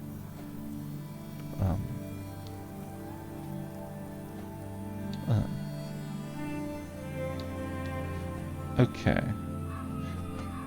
Increases textile refinement times. Increases refinement times for paper.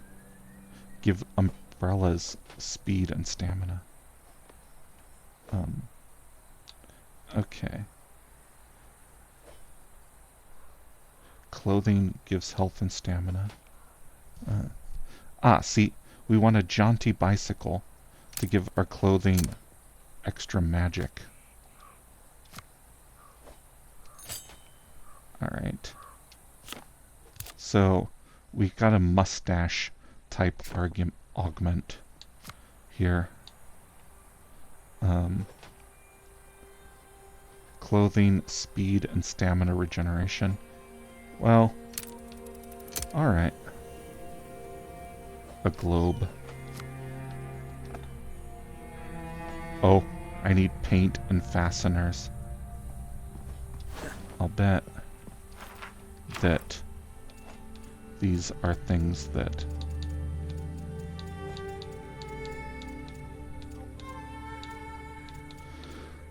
are marinade.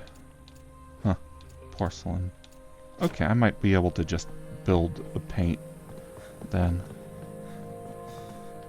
That's probably a mortar station.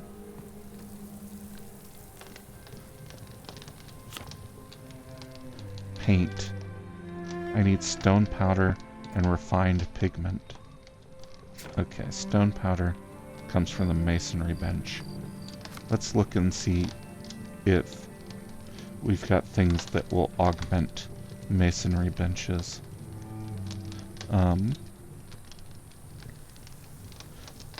Oh. Wait. The paper press also increases magic for clothes. But, they're both Victorian dandy augments, so they don't stack. Okay. Carving augment. Explorer augment. Alright, so we look at tier 2.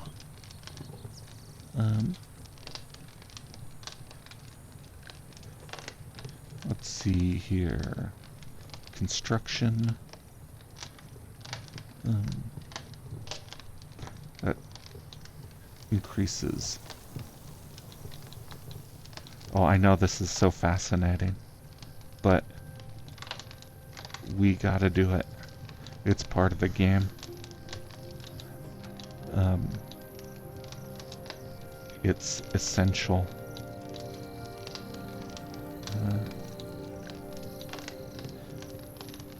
Here we go. Blasting machine. We want to build a blasting machine so that we can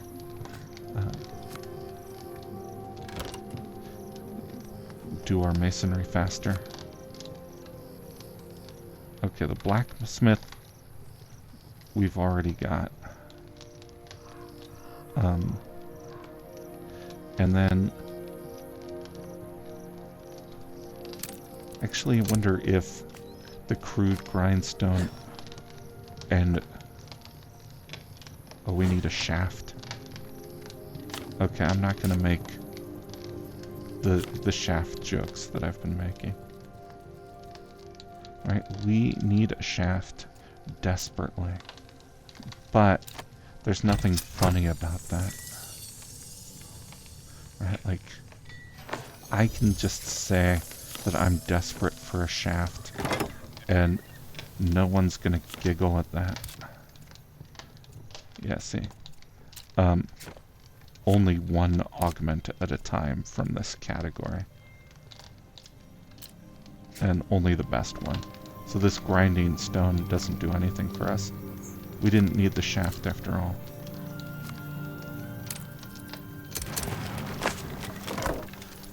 Okay. So the blacksmith augment we don't need. Well, let's see if we can find a mortar augment.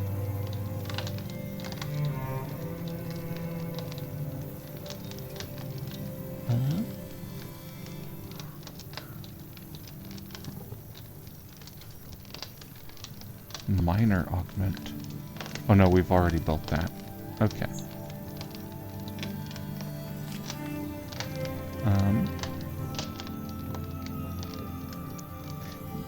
Construction. Wait, would the bellows also affect it?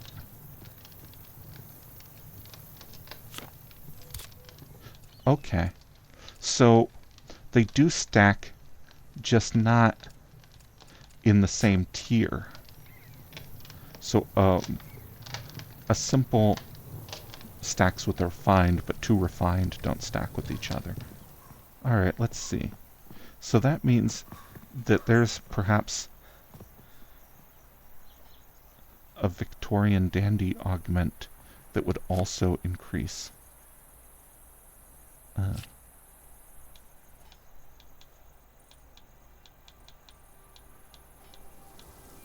Oh, but there's no refined. Okay, let's Look at the simple Victorian dandy. The ink making set.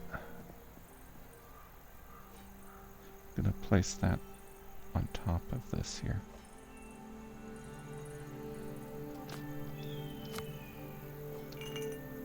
There we go. And so, yes, it's got 2. Alright. We're doing it.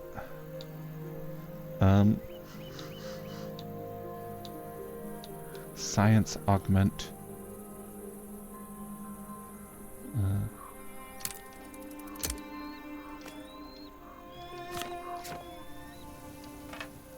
Alright.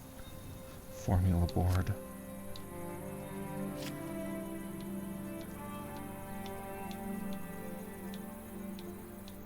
I'm just looking for the best possible combinations of augments so that we can squeeze out as many bonuses as possible.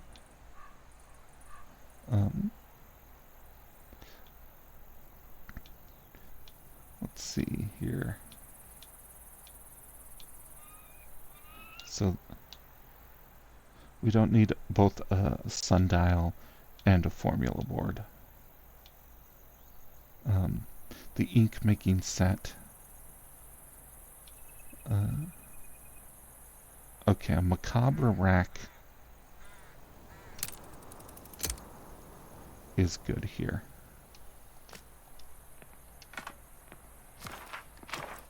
Wait, is there some tier 3 augment that might help us? No. The augments are inconsistent. Diving helmet. Oh, crystal ball. Okay, I do want a crystal ball. Because that is going to help with our tools. Alright, so let's get the paint and fasteners here.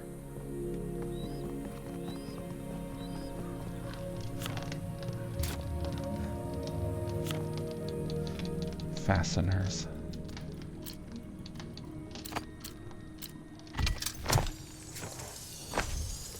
And then paint. Oh, right, we need stone powder. Should we get from here?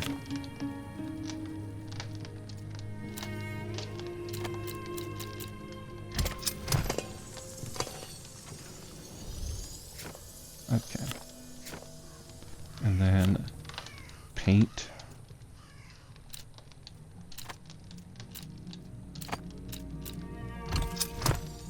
Oh, they're gonna make us wait for a minute for that. Okay, and then 2 carved wood.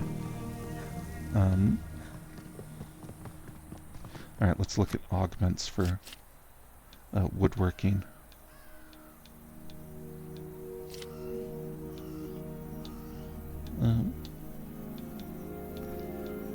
Construction. No, that doesn't help any.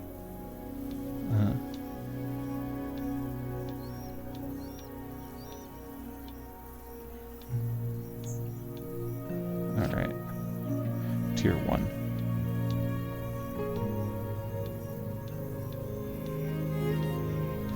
Oh,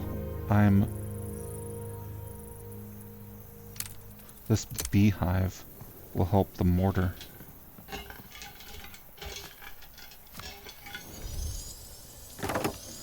We're keeping it in there for our own reasons.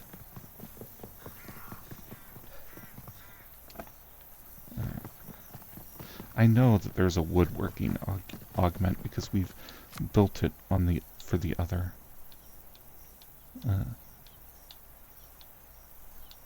Oh, like the sundial can help everything though. Alright. In fact, it's so useful, we're gonna put one in here too.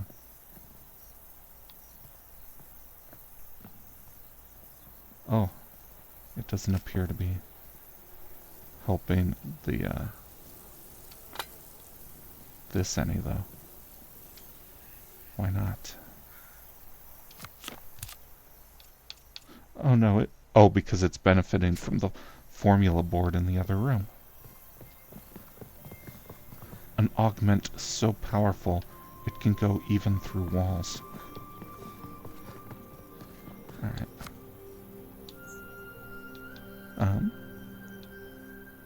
Hand planer.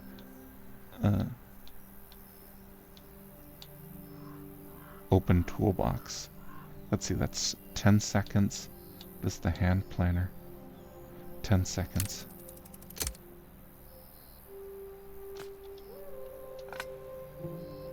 Alright.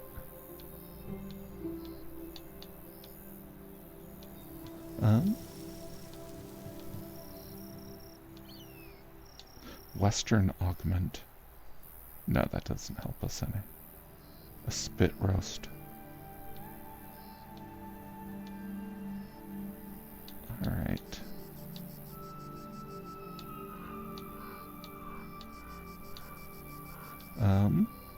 Oh, this mining cradle should go in here, though.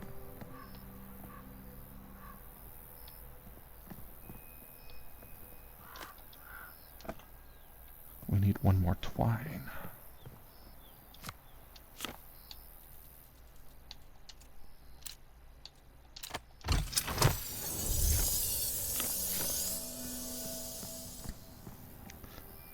There we go. So this should go pretty fast because it's got 3 augments. This should go... Okay, carving augment. It can only benefit from 1. Unless there's...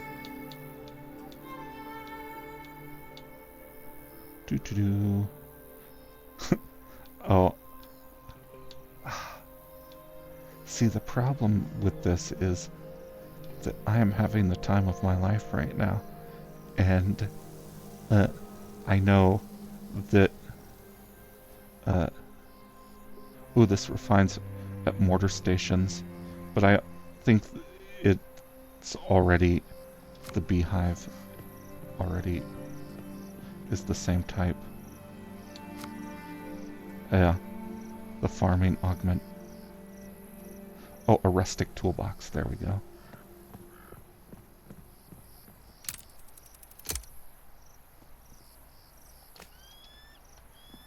I placed something that is obstructing my table saw on the table saw in order for it to work faster. Okay. Is there a tier 3 that would help this? No.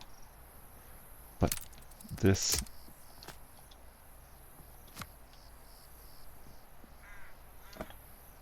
Okay. Oh no! I want to remove that because it used a platinum ornament. I don't want to use my platinum ornaments for that.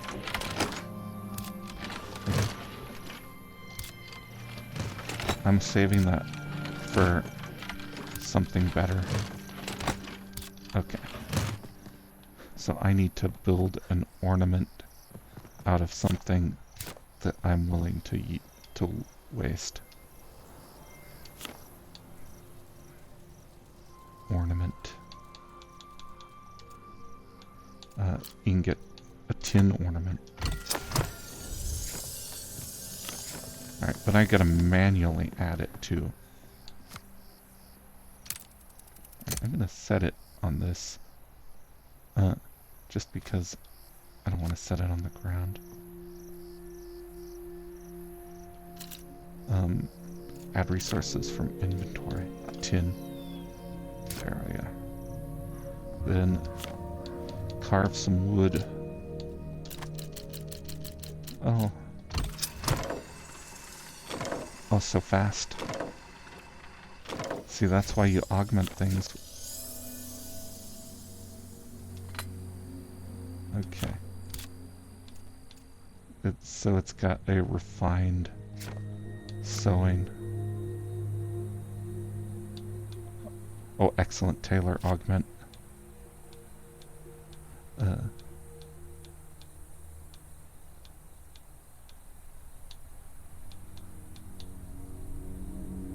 Okay, this bear trap.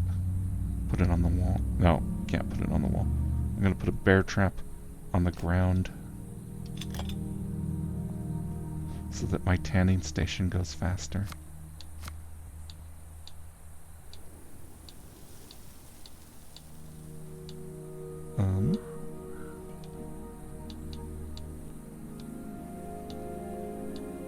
Nope.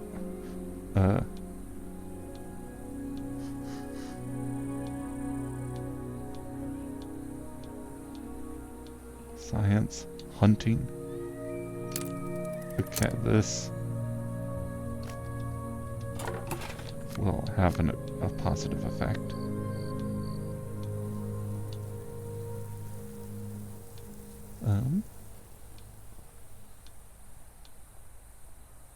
Miner, carving, berserker, farming. Okay, so what we need is a simple cooking augment in here. Make our cooking go faster. And then a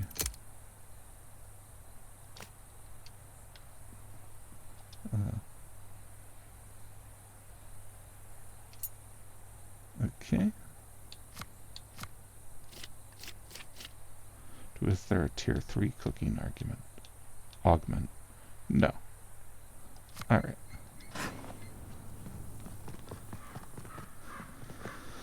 So, there we go, the globe.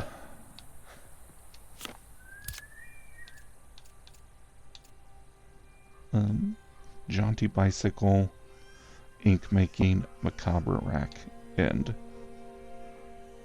globe. Except we need a better augment for tools. So we're going to go and we're going to find 20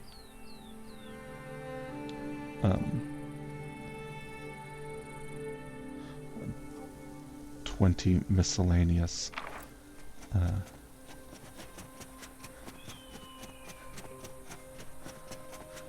essence somewhere. Let's just head straight south. I'll bet there's something.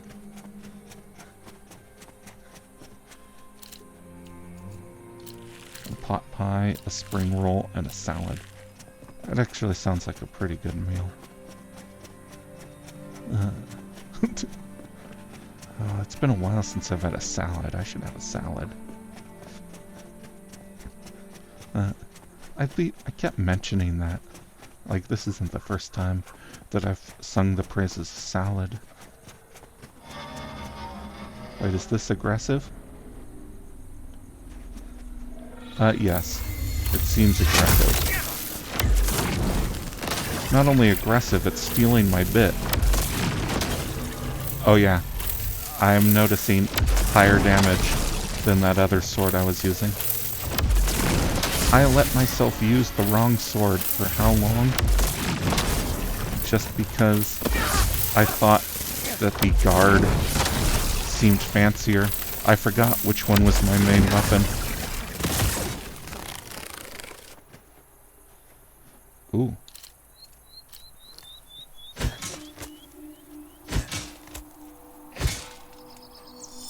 Alright.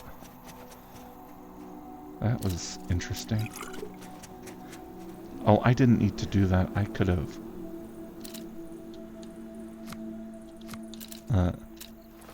used the spell on my sword. It's fine. Let's see. I'm hoping that I'll stumble on some silver. I desperately need as much silver as possible. See, that's iron. I don't need so much of that.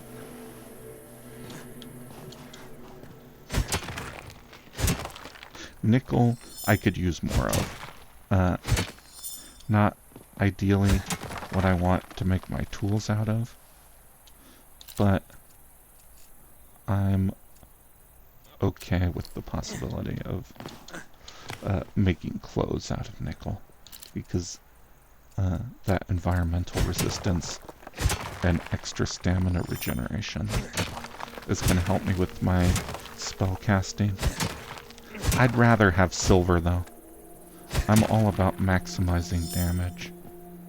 Oh, and did I not just say a few seconds ago, or a few minutes ago, that I wanted to call it a day for today?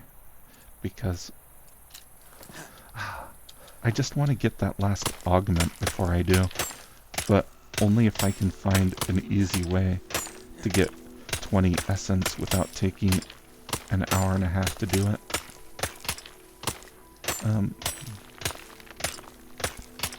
Oh, that might be silver over there.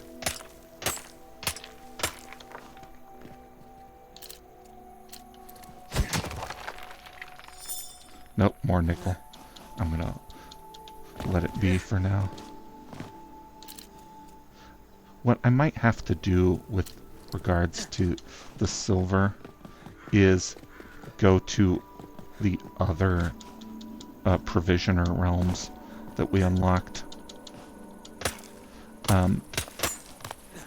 and see if they've got it.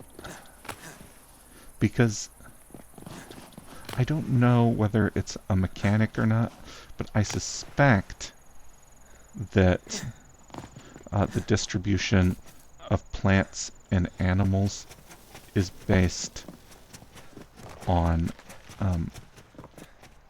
oh, okay, this is one we can do.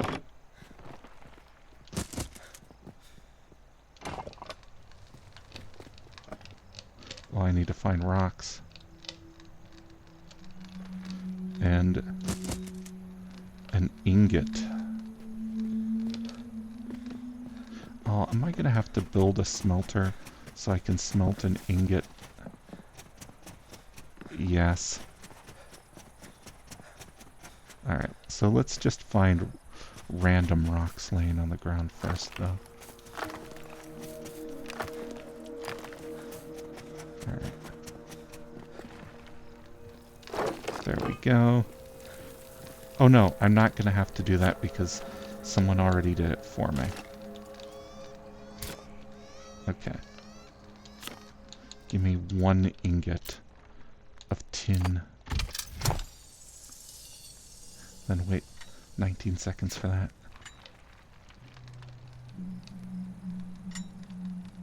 Ooh. I don't know. We can just take this moment to reflect.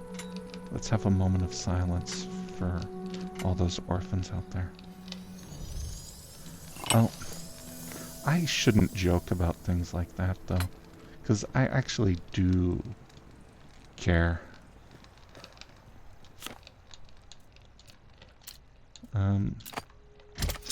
Alright, we're gonna have a real moment of silence now.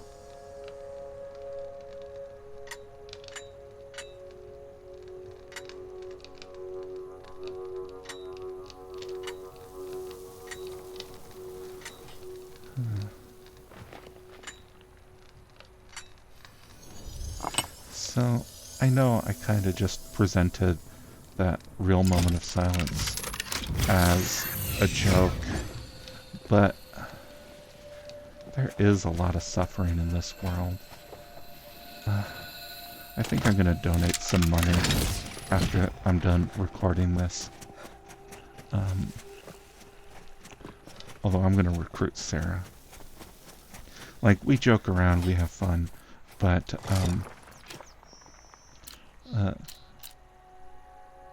yeah, I could use a hand at my estate. But at the end of the day, what it comes down to is, you know, we are all part of this world. And the fact that we could be doing more does present us with a certain obligation to be doing more. Right? Like, the fact that other people could be doing even more than us doesn't relieve us of that. So I'm gonna give $50 to some orphans. I don't know how, and I don't know who yet, but I'm gonna do some searching online. And maybe like $50 isn't that much, but it's more than I was going to do.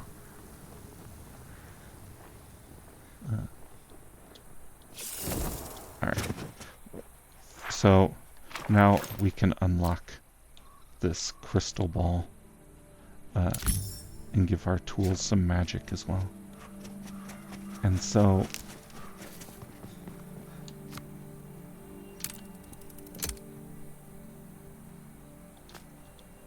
I guess... Oh, I need filigree.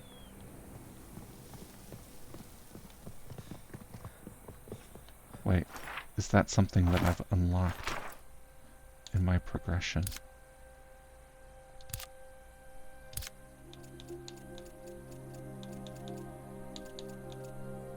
Gilded blade, filigree. Alright.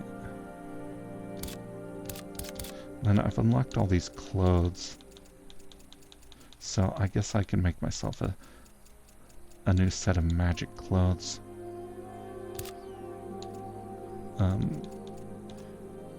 Then for my sword, my ornate sword, I'll see, Dauntless Sword can finally use that platinum ornament I've been holding on to. Ooh, I need one more essence to unlock a sword. Alright. Where am I gonna get one tier 3 essence?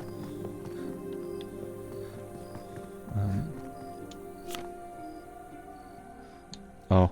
Actually, I need more than one. I need...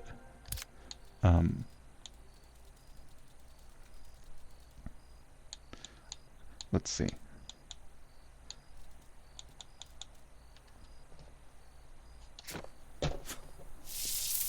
Oops. I almost set off a fireball in the house. Alright.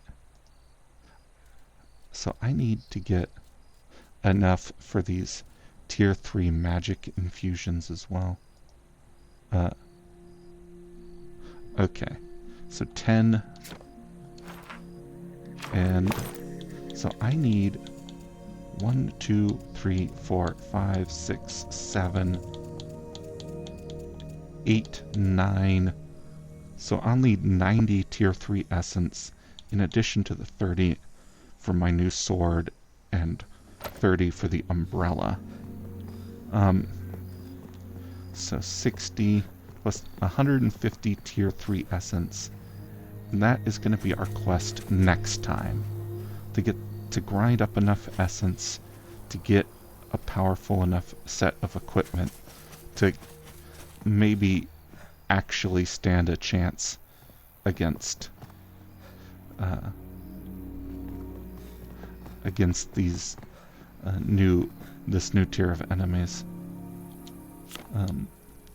Filigree, wire.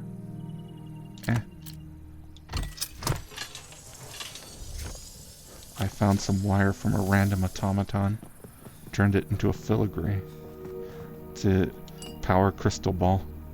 Do you think whoever built those automatons would approve?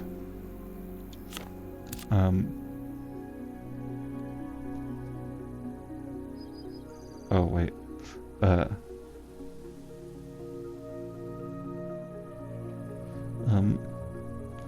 Okay, so we gotta change that to a crystal ball. And then we need some other augment that would enhance a sword.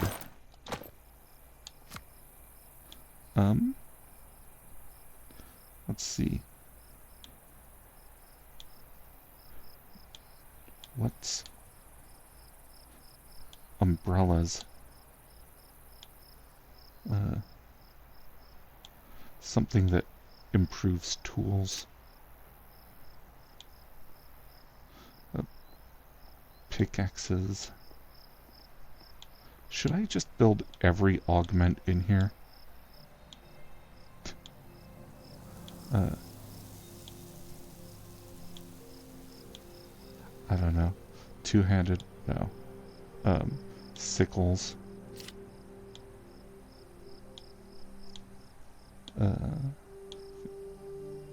Range tools. Sickles. Fishing rods.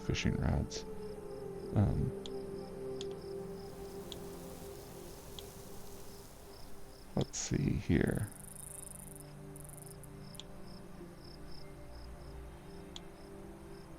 Oh, nope, I've already got that. Clothing. Sickles. That's range tools.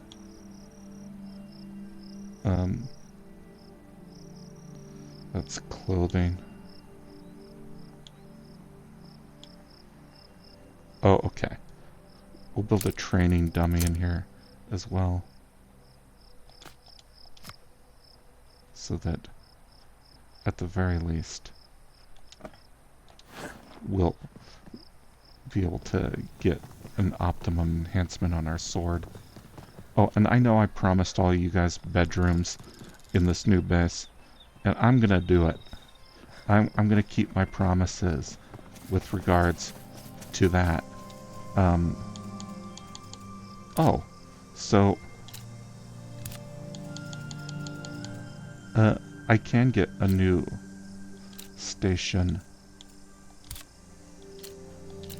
Herman. Wait.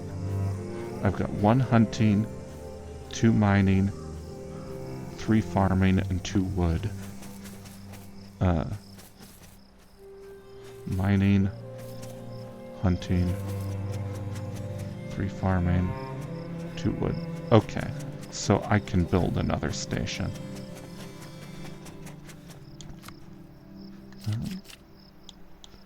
Let's go with mining.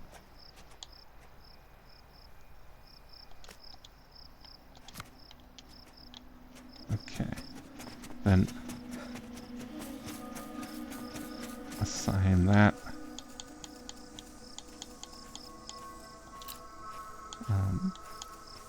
Mining station. We've already got ore and stone, so what we need is gems. Alright. You know, we hardly need more than what we've got.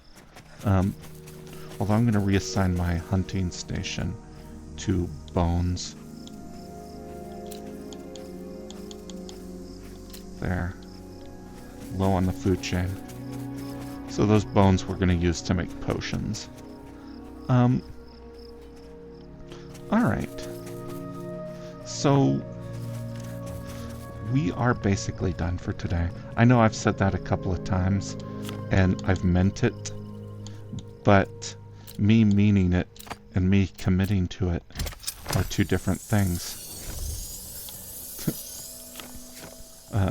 So, let me just put the twine in this training dummy, and then we're going to commit to ending right now.